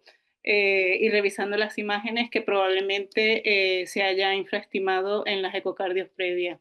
Igual que también comenté con ellos el tema de la insuficiencia mitral que se describe como moderada, que como de un año a otro no pasa de no tener nada a tener una insuficiencia mitral moderada. Y revisando las imágenes es que están parecidas. La diferencia está allí en qué tan preciso eres al momento de medir los flujos. Muy bien. Y luego, otra pregunta es con respecto al test de 6 minutos, ¿no? Llama mucho la atención. En el seguimiento son 180 metros iniciales, que pasa a 290, o sea, es un incremento de 110. Pero como tú bien has dicho en el caso, si tú lo clasificas y estratificas el riesgo, sigue siendo un riesgo intermedio bajo, que claro, si fuese una paciente joven te plantearías escalar. Con la edad que tiene esta paciente, probablemente lo mismo, estamos llegando a un techo, ¿no? O cuál es el límite, ¿no? O Claro. ¿qué hacemos, qué decidimos? Claro, eso en las guías siempre nos ha parecido la reevaluación de riesgo en la evolución bastante corta. Y de hecho nosotros en la unidad le damos mucho más peso a la evolución que tienen en la ecocardiografía y en los parámetros de laboratorio, más que al test de la marcha como tal. ¿Por qué? Porque sí, siempre se comenta de que si es un paciente joven, pues lo normal es que camine mucho, aunque esté muy mal. Pero es que en nuestro caso la media de edad son 72 años, pluripatológicos. En el caso de esta paciente, lo que se estima por su peso, talla, sexo y edad son 340 metros. No va a llegar, probablemente no va a llegar nunca a caminar esos 400 metros en el test de la marcha. Entonces, para nosotros una mejoría de 100 metros igual es como 200, 300 metros en otro paciente. Y por eso, aunque el riesgo sigue estando intermedio, también hay otros factores, otras comorbilidades que tiene la paciente. No podemos dejar de olvidar que sigue fumando, que tiene su patología cardíaca izquierda y que pueden ser limitantes también en el momento de las exploraciones funcionales. Eso, hay una pregunta ahí al respecto que sí me parece interesante y ahí me gustaría que os mojaseis los tres, y es el tema, por un lado, tema tabaco y tema sobrepeso. Claro, por ejemplo, para trasplante, si el paciente sigue fumando, se le desestima para trasplante. El tabaco deberíamos de considerarlo, darle una vuelta de si vamos a dar fármacos para la hipertensión pulmonar a un paciente que sigue fumando. Y en el sobrepeso, si un paciente vemos, porque hay algunos que lo intentan y de hecho hay algunos fármacos tipo Mounjaro que pueden ayudar a que el paciente pierda peso, pero si vemos que el paciente no ayuda en ese sentido, sobre todo en disneas multifactoriales, igual, ¿creéis que se debería delimitar o ser un poquito más restrictivo tanto en tema de tabaco como en tema de sobrepeso a la hora de utilizar fármacos que no son especialmente baratos? Empieza Daniela, luego va Claudia y luego dejamos a David. Yo personalmente creo que sí, porque estamos haciendo un gasto bastante importante, unos tratamientos bastante costosos, y si tenemos un paciente que no colabora, pues al final si sigue fumando va a seguir evolucionando su enfermedad pulmonar, o si sigue engordando va a seguir empeorando su disfunción ventilatoria, y yo creo que eso sí, pero también creo que se le debe dar una oportunidad en esta paciente, a pesar de la mala situación de la que viene, ha hecho un esfuerzo, ha reducido el consumo a la mitad y estamos trabajando en ello. Yo creo que por lo menos un año deberíamos darle, a ver qué nos dice en la próxima visita. Igual que soy... Bueno, pero yo no soy de la opinión de decir, como en Reino Unido, a lo mejor decir no hay tratamiento, pero al paciente de trasplante que lo valoran en la consulta, si no ha dejado el tabaco durante un año, ya puede estar el paciente como esté, que no entra. Entonces yo creo que no a lo mejor ser demasiado restrictivo, pero sí hay que hacer consciente al paciente del esfuerzo que se está haciendo y del coste que conllevan algunas de estas terapias, ¿no? Sí. Claudia. A ver, yo creo que esto es una cuestión casi más ética, ¿no? Y filosófica que científica, casi. O sea, nosotros somos muy poco restrictivos con el tabaco, es decir, solo nos ponemos restrictivos con el trasplante o a la hora de colocar válvulas para reducción de volumen, que ser fumador activo sabemos que no se puede poner. Para el resto de cosas, y aquí incluyo los fármacos biológicos, no le negamos a nadie un biológico, aunque esté fumando, y son fármacos súper costosos. Es decir, yo creo que sí que hay que concienciar al paciente en cuanto a expectativas, es decir, yo te puedo mejorar hasta un punto, pero si sigues fumando, sigues con este peso, no hay pastilla mágica que te lo vaya a solucionar. Es decir, sí que creo que hay que implicarle, pero creo que nunca vamos a poder negarle un tratamiento porque desgraciadamente estos son nuestros pacientes y la comorbilidad del tabaquismo es muy, muy difícil que lo dejen. Es súper complicado.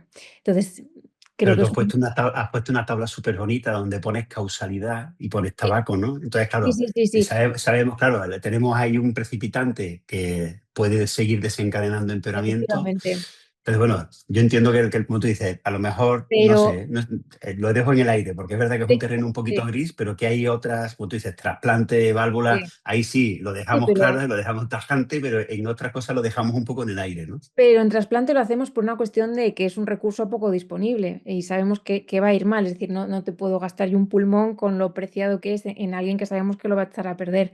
Pero, por ejemplo, los biológicos que ponemos, tanto lo que van a salir ahora enseguida para EPOC, ser fumador activo no es criterio de exclusión para poner un fármaco biológico en EPOC exacerbador, que me parece una barbaridad y ni siquiera aquí se contempla. Y en asmáticos, que yo también llevo la monográfica de asma grave, hay asmáticos que siguen fumando y da igual lo que les digas, los mandas a programas con la enfermera, con todo. Es decir, que al final hay un acto aquí de voluntariedad del paciente, ¿no? Que es dueño de su salud y he conseguido que dejen de, vamos, es más fácil que bajen de peso, que dejen de beber, a que dejen de fumar, por llamativo que parezca, de verdad. O sea, es muy, muy difícil, aunque se sepa que es per se capaz de desarrollar la enfermedad solo por fumar.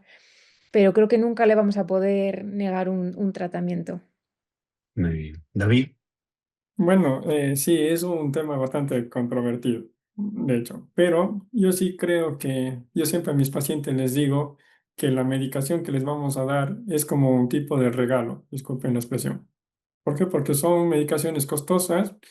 Además, se ha visto que en el asma, que yo he tenido asma grave de otros compañeros que han puesto un anticuerpo monoclonal, es como que les está entrando agua y no la medicación. Porque de hecho se ha comprobado que un asma con agentes externos, ya sea polen, ya sea tabaco y demás, pues van a tener agudizaciones y exacerbaciones. Y de hecho, si vemos en la gestión clínica, pues tanto las agudizaciones como un ingreso por seguir fumando, aunque estés dando un anticuerpo monoclonal, pues sube muchísimo el costo hospitalario y a nivel sanitario, ¿no? Si ahora estamos quejándonos que no quieren contratar más médicos porque no hay dinero, pues es que nosotros mismos estamos gastando ese dinero en gente que no está haciendo caso. Estamos hablando de un anticuerpo monoclonal que estamos entre los 600, 800 euros. Y estamos No, hablando de un más Selexipag no, que está ¿eh? por los 3.000 No, euros, si no mucho son más. más. El Ojalá dopilumab es claro, fuese. claro. Y, Ojalá fuese. y lo que dice Claudia dice que en la ficha técnica no pone el tema del tabaco. Probablemente habrá hospitales o unidades que a lo mejor tengan que restringirlo, porque, bueno, esto pasa igual que en oncología. En oncología se aprueba una serie de fármacos y luego llega a tu hospital y te dice, "Oiga usted puede poner X tratamiento y será para el paciente que más se beneficie del tratamiento". Pero bueno, de momento y de en la hecho mayoría de también los centros no hemos llegado a eso, pero es verdad que yo creo que más temprano que tarde va a llegar, porque son cada vez terapias más caras las que disponemos y y de se hecho va a hay ver una hospitales corresponsabilidad, ¿no? que son muy restrictivos. Yo te estoy viniendo que vine formándome en Zaragoza y olvídate, creo que hasta ahora siguen que tiene que ser FPI para iniciar un antifibrótico, si es que es de fibrosante tiene que cumplir ciertos criterios. Como yo vengo formado de ahí, pues yo vengo aquí a mi farmacia pues a cumplir esos criterios. Obviamente que hay hospitales, no digo que no, pues yo creo que en Madrid son un poco más permisivos porque claro, tienen un poco más de dinero, a mí me tienen cortado, me dicen, ah, mira. La hipertensión pulmonar ya subiste es un 600 o 900%. Digo, hombre, pues yo no tengo culpa que otros no vengan y no traten. O que Ya, traten de acuerdo a como dicen las guías. Entonces yo creo, concuerdo con Claudia, que sí, es verdad que yo no puedo negar a un paciente un tratamiento, eso sí estoy de acuerdo. Pero lo que sí no permito yo que un paciente venga, es que sigo con disnea y es asmático, hipertensión pulmonar, digo, ¿estás fumando? Sí, pues entonces, ¿qué me vienes y me cuentas? Entonces yo creo que es muy importante, como dices tú, Luis, pues indicar al paciente lo que tiene su enfermedad. Yo de su EPOC les muestro la imagen, yo no sé si harán ustedes, pero yo les muestro la imagen, digo, ¿ves cómo está tu pulmón? Pues, y sí, ahora sí entiendo, doctor. Y se asustan viendo su imagen, sueñan con eso y dejan de fumar. Bueno, algunos, otros les da igual. Entonces yo pienso que es importante tener una balanza en a quién muy dar o bien. no. Sí, yo Hay también. otra pregunta o un comentario al respecto, un poco para ver qué opinéis los tres. Eh, ¿Creéis que hasta cierto punto a veces neumología o la consulta de POC o la consulta de neumo general, a veces somos nuestro propio enemigo, en el sentido de que a veces, por eso hay una espirometría, como el caso de Daniela, ¿no? Una espirometría que no está bien, ya lo catalogamos en grupo 3, bueno, que se quite de fumar, y ya cuando hacemos la reevaluación ya han pasado varios meses, ¿no? Y entonces hay veces que perdemos tiempo porque no hemos sido capaces de ver que hay algo que no va bien o hay algo en la evolución del paciente que no va bien. Daniela. Sí, bueno, ahí influyen muchos factores. Por lo menos nosotros, con la parte de las espirometrías de centro de salud, muchas veces tenemos problemas porque no es la misma enfermera que está preparada para hacer las pruebas, sino que me he enterado por las enfermeras que hacen las especialidades, es que tienen mucha rotación e igual llega una enfermera nueva que nunca ha estado en espirometría y le toca hacer las pruebas y aprender como puede. Entonces, claro, la calidad técnica de esa enfermera al hacer la prueba no va a ser la misma que yo tengo en mi consulta, que está dedicada al 100% en eso y que está especializada en eso. Luego, por otra parte, el tema de las demoras hospitalarias también, que muchas veces hay demoras para las pruebas y aunque yo quisiera tener la espirometría al día de la consulta o a las 2 semanas o al mes, a veces por temas administrativos no puedo citar a la paciente. Muchas veces lo que hacemos son pues recitar esos pacientes que no son prioridad, que son a lo mejor una disnea a estudio poco sospechosa, y la ponemos más adelante y colamos ante a algún paciente o camelarte a la enfermera y decirle por favor, házmela. Y Claudia, tú, por ejemplo, que llevas 3 monográficas, ¿cómo intentáis o cómo crees que se podría mejorar ese flujo? O si tú crees que la relación, por ejemplo, que tenéis desde vuestra unidad a la unidad, por ejemplo, de EPOC, está más sensibilizado en esto. Planteamos, ahora que es relativamente más sencillo, ¿no? Los que tenemos cargo de derechos en los centros donde se puede hacer, pues se hace, el paciente no tiene que ingresar, se hace de forma ambulatoria. ¿Cómo crees que podría mejorar esa parte? Pues yo creo que esto, mi percepción es que ha mejorado bastante, sobre todo en los últimos años, y creo que ha sido a base de concienciar mucho a los compañeros, a base de mucha charla divulgativa, de ser muy pesada. Y sí que es verdad que la afluencia de pacientes ha incrementado significativamente y creo que es a base de concienciar a la gente. Tengo ahí un grupo de pacientes derivados simplemente con DLC baja, dale una vuelta. Y a veces es algo tan simple como eso, Claro, o este claro. ecocardio no me gusta mucho, dale una vuelta y no pasa nada, yo los miro, los reviso y si al final no es nada, pues mira, ya está, eso que se llevan y si es algo, pues ya me meto en ello. Pero creo que ha sido a base de concienciar a la gente y esto sí que es verdad que en los últimos años la gente está mucho más sensibilizada con la hipertensión pulmonar. Muchísimo más, o sea, ha pasado a ser como una patología y un poco olvidada, que era como un antecedente incómodo en la historia clínica y ahora creo que la gente no se asusta cuando la identifica y que está como que sabe ver esos datos de alarma que no cuadran, que igual no sabes bien qué le pasa como para referírtelo. También es verdad que yo llevo la monográfica de hipertensión pulmonar, tengo mi espejo en cardiología, que es la doctora Marta López, que es quien me hace los cateterismos cardíacos derecho, que además nos llevamos muy bien y sí que es verdad que facilita mucho tener un aliado dentro de cardiología que también le guste la hipertensión pulmonar y que no te ponga pegas cuando haces un cateterismo, que si necesitas una sobrecarga de volumen te la puede hacer, eso lo facilita todo muchísimo, la verdad.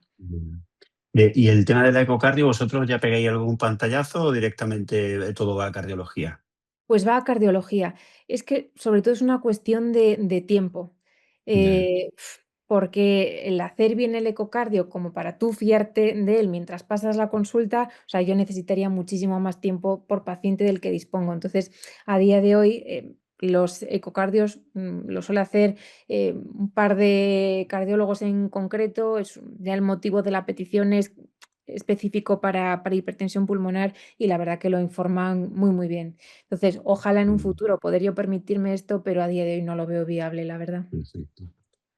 David, antes de que hables, yo creo que te tienen que poner el cateterismo allí en tu centro, ¿eh? Pero bueno, Sí, fuera sí, parte de eso, si quieres hacer algún comentario también al respecto de sí, esto, un pequeño como tú dices, comentario, del sí. índice de sospecha, ¿cómo piensas que se puede mejorar en centros que no sean tan grandes? Vale, bueno, hablando de mi hospital que es pequeño, lo que también tenemos el problema, como dijo Daniela, es que rotan las enfermeras cada mes. Entonces es un tema yo creo que muy importante. Y otro es que el problema que hemos tenido en los hospitales pequeños, yo creo que los grandes no han tenido mucho ese problema, es que en el 2020 teníamos un espirómetro antiguo que era con los valores de referencia antigua. Y ahora ya pues tenemos un espirómetro nuevo, pues que ya tenemos el Z-score, el IN, y con el teórico que más confunde que nada, porque aquí viene el problema, porque hay muchos neumólogos que no prestan atención al IN y al Z-score, porque una compañera mía pues dice es la espirometría de los sanos. Claro, entonces yo creo que deberíamos ir aprendiendo ya los neumólogos a utilizar el Z-score y el IN, porque el IN sí puede estar, por ejemplo, en esta señora de esta que les comenté del caso clínico, las espirometrías que se hicieron en el 2013 con las de ahora son totalmente diferentes. Entonces yo creo que hay que aprender ya a utilizar el IN y el Z-score. Y yo creo que en España, Perfecto. yo creo que más de prácticamente 2/3 de España ya tendrán los nuevos Ok. espirómetros. Muy bien. Bueno, antes de pasar, y ahora voy a hacer la última pregunta al caso de Daniela y luego pasamos al de David. Sofía García acaba de preguntar, bueno, de dar la enhorabuena por las charlas y pregunta que si se van a quedar grabadas. Ya las dos primeras que se hicieron están grabadas y se pueden ver a través de la página web de la SEPA y está igual. Cuando termine se colgará en unos días para que la tengáis disponible. Y yo, la última pregunta, que además va para los tres, pero principalmente para Daniela, porque el caso es tuyo. ¿No te dio un poco de cosas? Son 77 años la mujer y le pusiste una doble terapia de inicio. Eh, yo soy más cauto, no sé qué opinas tú, o si a lo mejor mirándolo en retrospectiva diría, bueno, me la haría de otra forma o los tres trabajáis de la misma forma. Cuéntame, Daniela.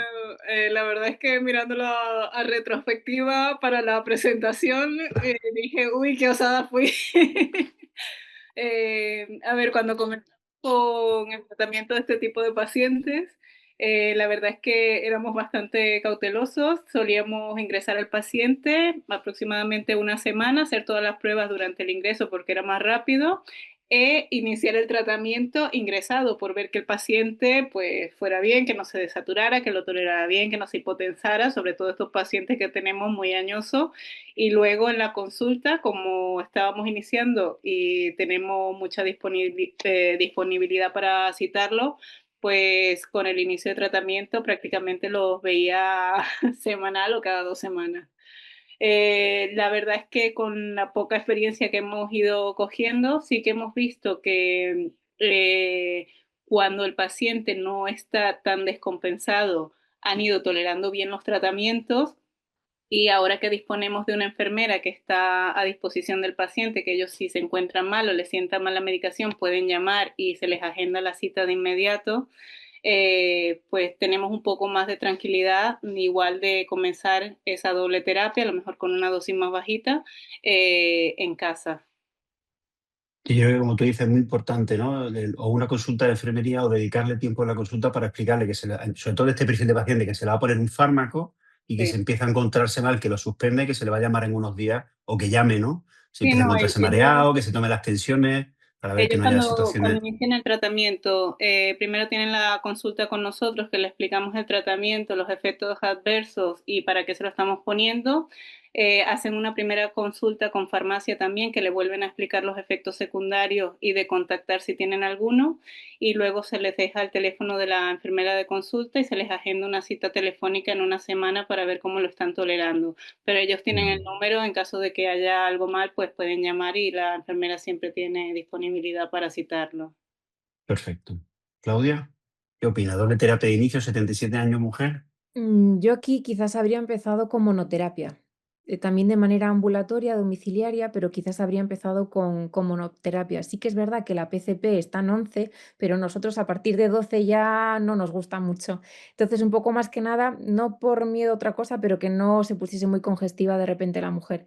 También depende mucho, y tú conoces a la paciente, ¿no? Si tiene buen apoyo familiar, si está entendiendo bien lo que tú le estás transmitiendo, que al final ahí te sirve, ¿no? Para ser más o menos agresiva. Muchas veces es el paciente que tienes delante más que la propia enfermedad en sí, ¿no? Y eso te permite jugar un poco. Si tú la veías como capaz de identificar ahí datos de alarma y no demorarlo y en caso de necesitar atención médica, la mujer solicitarlo, pues bueno, te da un poquito más de margen. Pero yo con ella quizás habría sido un poco más cautelosa, también de manera, lo dicho, ambulatoria, pero quizás habría empezado con monoterapia.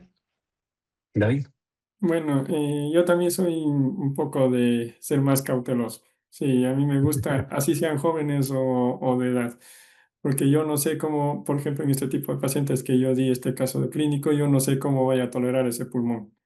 Yo sé que los precapilares puros, que la hipertensión pulmonar del grupo 1, pues que podemos iniciar con doble terapia de inicio, pues yo pienso que, como dice Claudia, pues comenzar con monoterapia es lo mejor para mi modo de ver. Y encima con de edad de 77 años, y ahora que Soria también estamos en media de edad de 75 para arriba, pues entonces yo sí comenzaría hasta con monoterapia. Inclusive con estas que tienen presiones, que tienen estas resistencias venosas pulmonares ya medio considerables, pues puede ser que hasta con sildenafilo, pues ir comenzando con pautas bajas, pues ir subiendo las dosis y luego terminar en tadalafilo, no digo que no.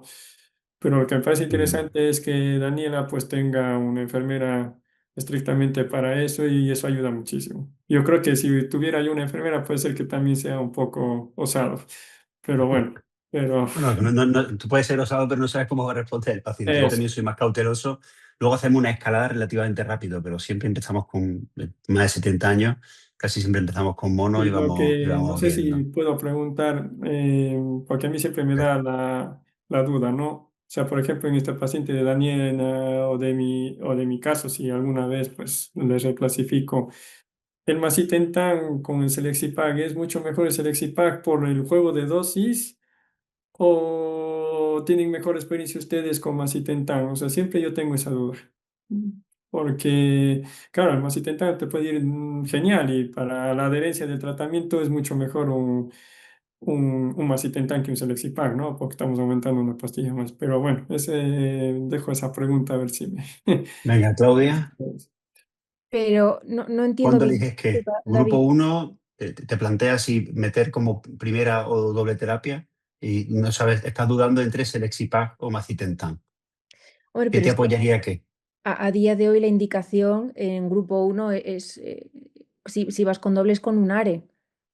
Sí, Es pero decir, el claro, pero... Selexipag no está, si te vas a las tablas de indicación, tiene como un Sí. papel muy específico, nunca va a ser de primera Pero, por opción ejemplo, en meter un estos pacientes Selexipag. que estamos hablando de hoy, que son, pues, que tienen una patología pulmonar de base, ya sea un EPOG, ya sea un problema restrictivo, por ejemplo, ¿ustedes cómo comenzarían? Si es que es un clúster uno clásico, o sea, yo comenzarías con macitentan o selexipag. Es que nunca vas a empezar con un Selexipag en un clúster, en un uno. Digo, pero yo digo para cuando ya hagas doble terapia, eso es lo que yo Sí, tengo la pero duda. con doble terapia nunca vas a empezar con un Selexipag. A pesar que tengas enfermedad pulmonar subyacente, No, es que no ¿no? tiene indicación Estoy de como acuerdo tal. con Claudia. Lo más alineado con las guías sería si voy con una doble, un ARE con un inhibidor de fosfodiesterasa. Si voy con monoterapia, suelo iniciar con un inhibidor de fosfodiesterasa. El Selexipag sí que tiene sus beneficios demostrados, pero siempre lo dejamos como escalada para una tercera línea. Efectivamente. Y O luego, sí, perdón, Daniela. Yo, así que recuerde, doble terapia que haya tenido yo que poner con Selexi, pero es un caso muy concreto de una paciente con EPIZ asociada a esclerodermia, es decir, lo que tenía una esclerodermia y empezó a hacer anemización progresiva, que se descartó causa digestiva, se descartó absolutamente de todo y parece que era un efecto secundario del propio fármaco. Entonces, se cambió, pero por grupo farmacológico, por efecto adverso, es decir, una cosa como muy concreta, es decir, pero no como indicación como tal. Nunca va a ser doble terapia con Selexipag, sino. bueno, sí, no, sino yo les decía por el daño que puede producir a nivel tisular pulmonar el macitentan. O sea, claro, pero porque ya hay esa duda. O el sea, problema en estos pacientes estoy tratándolo porque estoy sospechando un grupo 1 que tiene una comorbilidad. Si estuviese sospechando que ese componente pulmonar es muy relevante, a lo mejor no me plantearía iniciarle tratamiento. Y Claro, luego, con el tema sí, de perdón. tolerancia que decías, nuestra experiencia con estos pacientes añosos es que el macitentan lo toleran bastante bien, prácticamente no hacen ningún efecto secundario. Sin embargo, con el Selexipag solemos tener más problemas para llegar a dosis plenas. Solemos quedarnos por 800, por 1000 como mucho, y luego la posología también es mucho más cómoda darle los dos fármacos en un comprimido que... No sé, bueno, nosotros el Selexipag nos pasa un poco lo mismo. sobre todo en los pacientes añosos, un poco lo que tú has intentado, David, es vas haciendo una escalada muy lenta, pero en tu caso que te has quedado prácticamente en 200, que simplemente es que has arrancado, pero hay veces que tienes que demorar más, un poquito más la subida en pacientes añosos. Antes de pasar a tu caso, David, hay una pregunta de Teresa Pascual que también iría para los tres, pero esta vez vamos a cambiar el reloj. Empezamos por Claudia, luego David, luego Daniela. Dice, ¿qué opináis sobre la ecocardiografía realizada en pacientes ingresados por una congestión en la cual aparece una hipertensión pulmonar? Lo hace María Teresa Pascual. Hombre, en fase aguda hay que verlo todo, en fin, muy entre comillas y muy con pinzas, es que no te va a servir para nada. En fase aguda los ecos y los CATs no sirven para nada. Con lo cual hay que verlo en fase estable. Una vez optimizado el tratamiento, habría que volver a repetir ese ecocardiograma. Eso es, totalmente. Bueno, ¿estamos de acuerdo los tres, Sí, David? los tres. Sí, vamos, nos llegan. Una de las cosas buenas del aumento de la sensibilidad en algunos centros para detectar hipertensión pulmonar es que identificamos algunas situaciones precoces, y otra mala es un poco esta, ¿no? Que le hacen una ecocardio en el contexto de un ingreso, ven una ecocardio alterada y la mandan a la consulta, y a veces, que eso hay que hablarlo también con el facultativo que lo ve en la planta, que no lo manden diciendo tiene una hipertensión pulmonar, sino bueno, que tiene una ecocardio que está alterada y que hay que ver cómo está en fase estable, ¿no? Hay que explicar al paciente, mire usted, en fase mal, pues igual que hacer una espirometría en un paciente Claro. con una neumonía grave, pues la espirometría va a ser No. patológica. Claro, entonces, bueno, hay que esperar a una situación de estabilidad a la hora de decidir.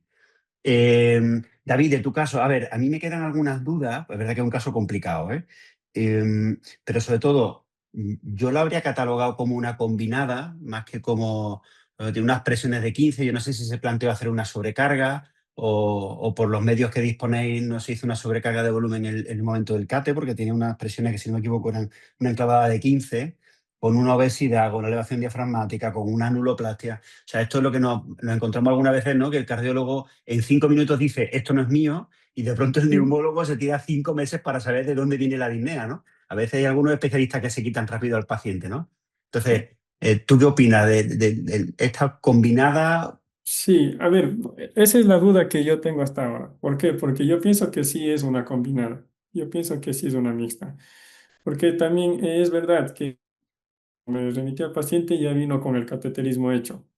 El problema del cateterismo es que no voy a decir el hospital, porque no quiero decir.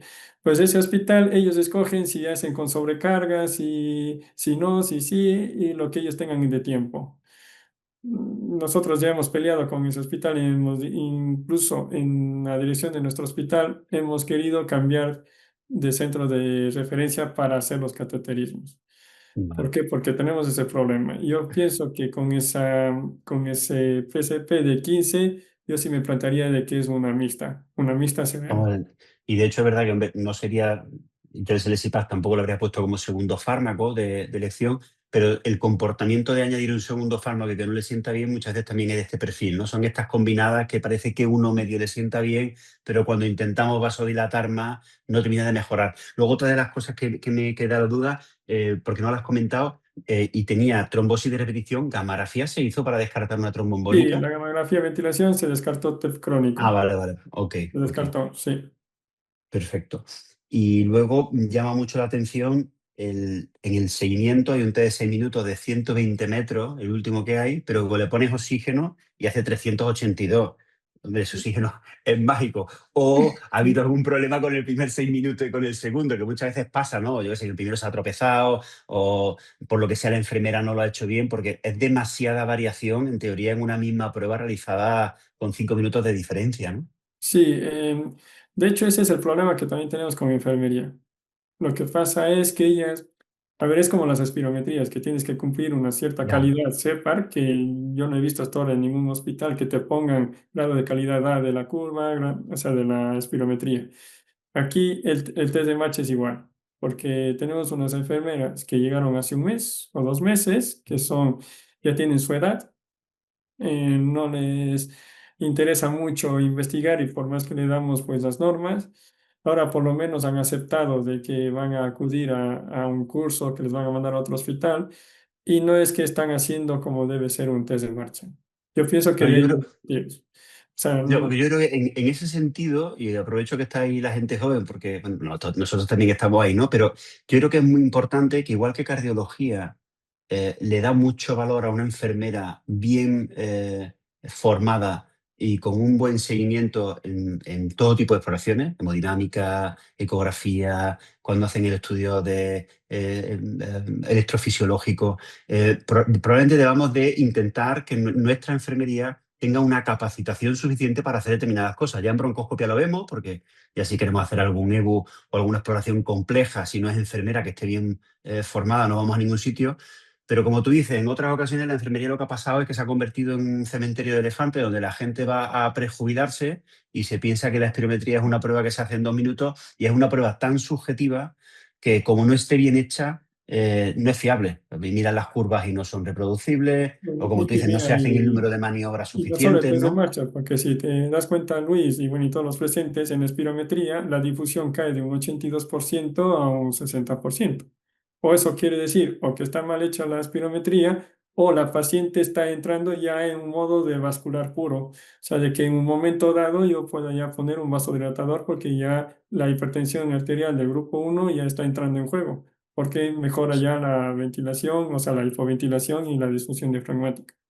Entonces, eso, por eso ya quedé en hablar con las enfermeras, pues para que le hagan una nueva espirometría y un nuevo test de marcha. Ok. Claudia, ya contigo entramos como en la última fase, que igual, Daniela o David, si queréis hacer un comentario al respecto. Aquí sería, uno, ¿qué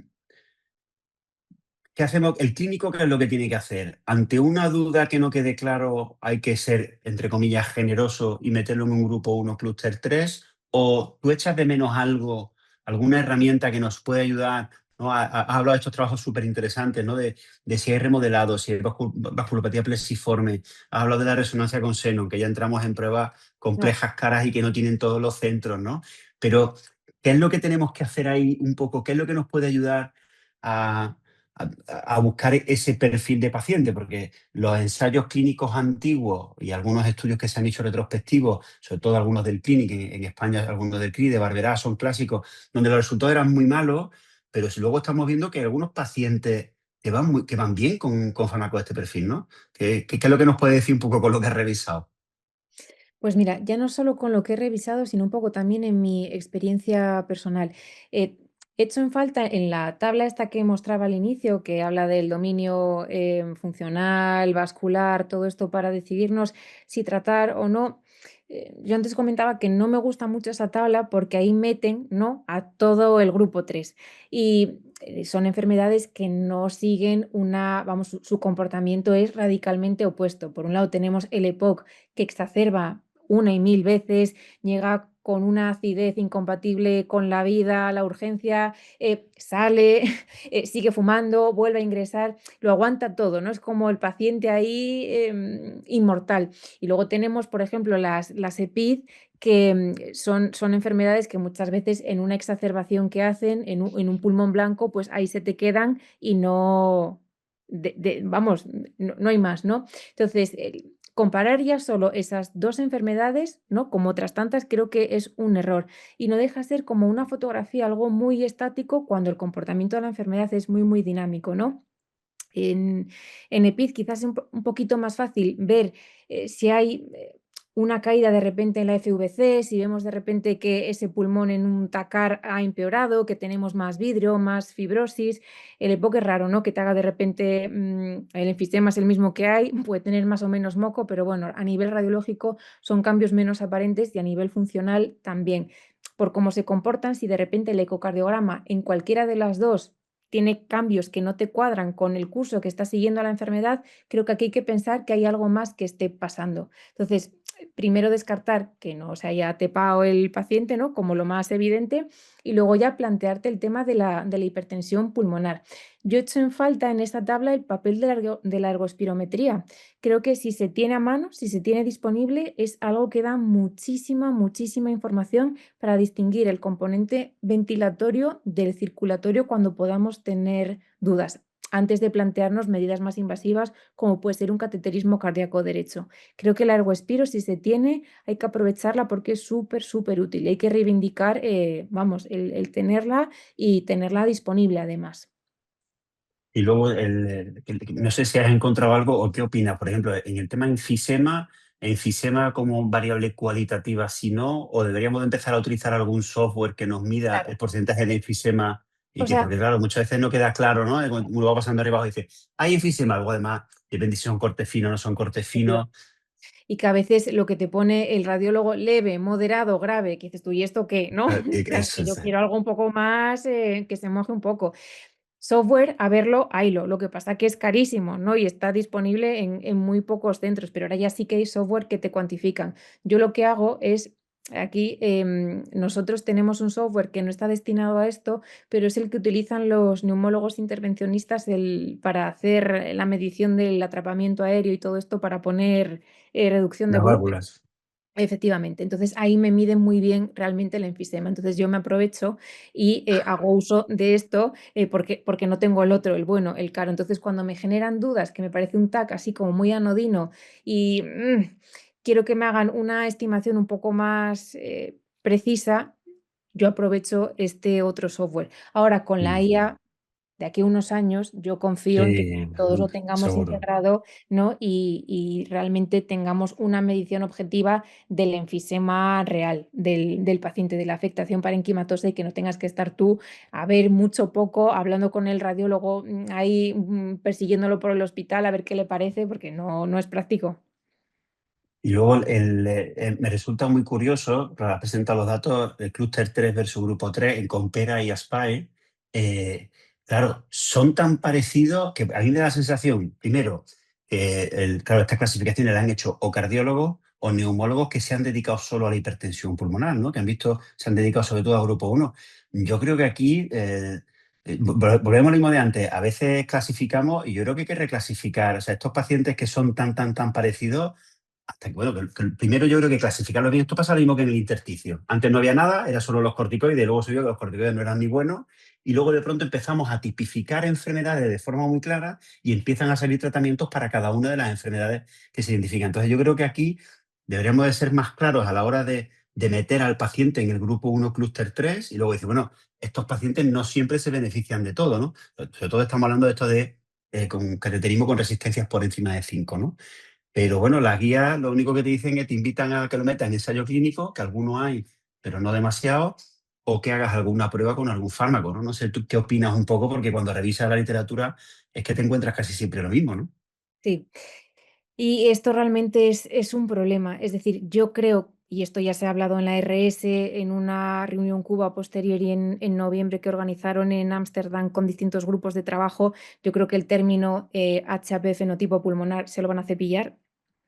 Ya no lo digo yo, que yo aquí pinto poco, pero los grandes a nivel europeo, el Hopper vamos, gente que firma las guías, básicamente lo que te repite y te reitera es que no existe. Simplemente es un grupo 3 que en algunos casos, ¿no? Como la portopulmonar, pues no todos los portales desarrollan portopulmonar. Hay algunos que tenemos O que sea, saber. que ellos no van a abogar porque el 3 pase al grupo 1 clúster 3, No, sino porque el clúster 3 se vaya al grupo 3 y que se es, vayan haciendo terapias específicas en perfiles efectivamente. concretos de pacientes. Efectivamente, porque al final Muy bien. los estamos tratando, yo trato vasodilato todo lo que me deja el paciente. En estos Claro. te marca el límite la oxigenación, esto es Sí, así. sí, sí, sí. Esto es, ¿no? El oxígeno líquido, más allá de eso yo no le puedo proporcionar más. Entonces yo vasodilato, vasodilato, vasodilato hasta que los requerimientos de oxígeno no se pueden manejar de manera ambulatoria.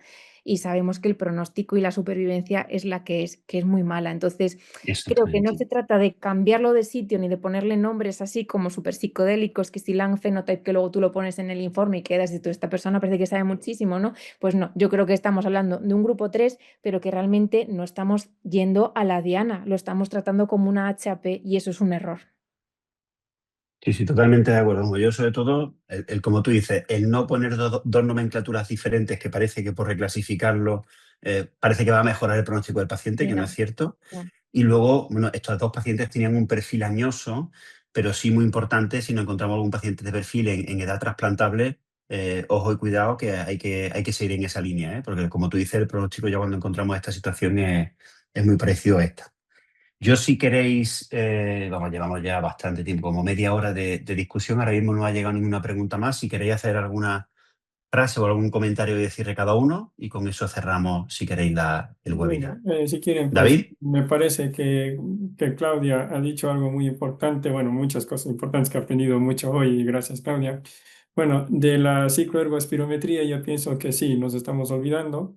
De hecho, en esta paciente que tengo yo me daría mucha información porque en la reclasificación de mi paciente, que de hecho la voy a hacer dentro de unos meses, es primero titular la ventilación mecánica, a ver si es que si es que está realmente el índice de apnea y hipopnea leve, que esté adecuado el que baje de peso. Tercero, que cardiología pues me vea eso. Y con el ciclo ergoespirometría, como me ha mencionado pues Claudia, viendo pues la reserva ventilatoria, que el pico de oxígeno, que el consumo de oxígeno, ver pues si es que va más a lo ventilatorio o a lo circulatorio. Yo creo que me va a dar mucha información para mi paciente. Y además con el cateterismo, si vemos pues que las resistencias vasculares se normalizan o bajan de 5, pues quiere decir que es más por su patrón restrictivo que por algo vascular. Y si que sigue alto, pues quiere decir pues que es el grupo 1 que está tomando predominancia en mi paciente. Pero yo creo que la cicloergospirometría es un dato muy importante que tenemos que tener. Y gracias, Claudia, una vez más. Daniela.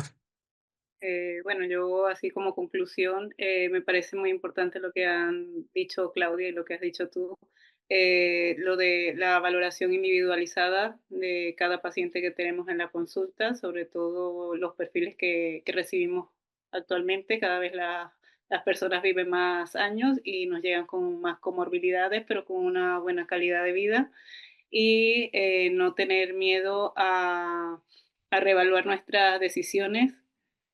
Tanto en este caso nosotros por suerte hemos acertado, pero si por ejemplo tenemos un caso en el que comenzamos a vasodilatar y el paciente no va bien, cada vez está más hipoxémico, no tener miedo también a eh, retirar medicación, porque claramente no le estamos haciendo ningún bien. Eso, no tener miedo a reevaluar el paciente de forma constante porque vamos cambiando a medida que van progresando los años, las comorbilidades van apareciendo y la situación no siempre es estática. Muy bien, gracias, Daniela. Claudia. Bueno, yo lo primero también agradecer, me ha gustado muchísimo la presentación de mis dos compañeros, tanto de David como de Daniela, ha sido un placer. Y como conclusiones, un poco destacar el papel del tabaquismo, ¿no?, como factor clave que se postula en la patogénesis de la hipertensión pulmonar, dedicar todos nuestros esfuerzos a que dejen de fumar, hacer todo lo posible y pues un poco aquí crear la controversia de si efectivamente existe o no un fenotipo pulmonar en la idiopática, que parece que todo apunta a que no y que estamos hablando siempre de la hipertensión pulmonar del grupo 3 y enfatizar que tenemos que hacer un esfuerzo, particularmente nosotros como neumólogos, si es de alguien el grupo 3 es nuestro, lo tenemos que reivindicar y por tanto tenemos que entender mucho mejor la fisiopatología, los mecanismos moleculares que hay implicados en la patogénesis, un poco de cara a poder establecer unas dianas terapéuticas que cambien el pronóstico de estos pacientes. Muy bien, muchas gracias, Claudia. Yo para cerrar, simplemente decir que para mí ha sido un placer moderar a los tres, ha sido muy fácil, dais gusto, o sea que tiene un futuro prometedor la hipertensión pulmonar. Yo me llevaría varias lecciones, pero algunas ya las habéis comentado, pero yo creo que hay dos muy importantes que si deberíamos de intentar que SEPAR se implique. Una, crear un mapa de diagnóstico y tratamiento de pacientes con hipertensión pulmonar de tal forma que centros más pequeños se puedan beneficiar de la experiencia de los más grandes y tengáis un background, que yo creo que, David, eso es lo que te puede ayudar más, tanto en el manejo de algunos pacientes como en que las pruebas se hagan conforme a algunos tiempos.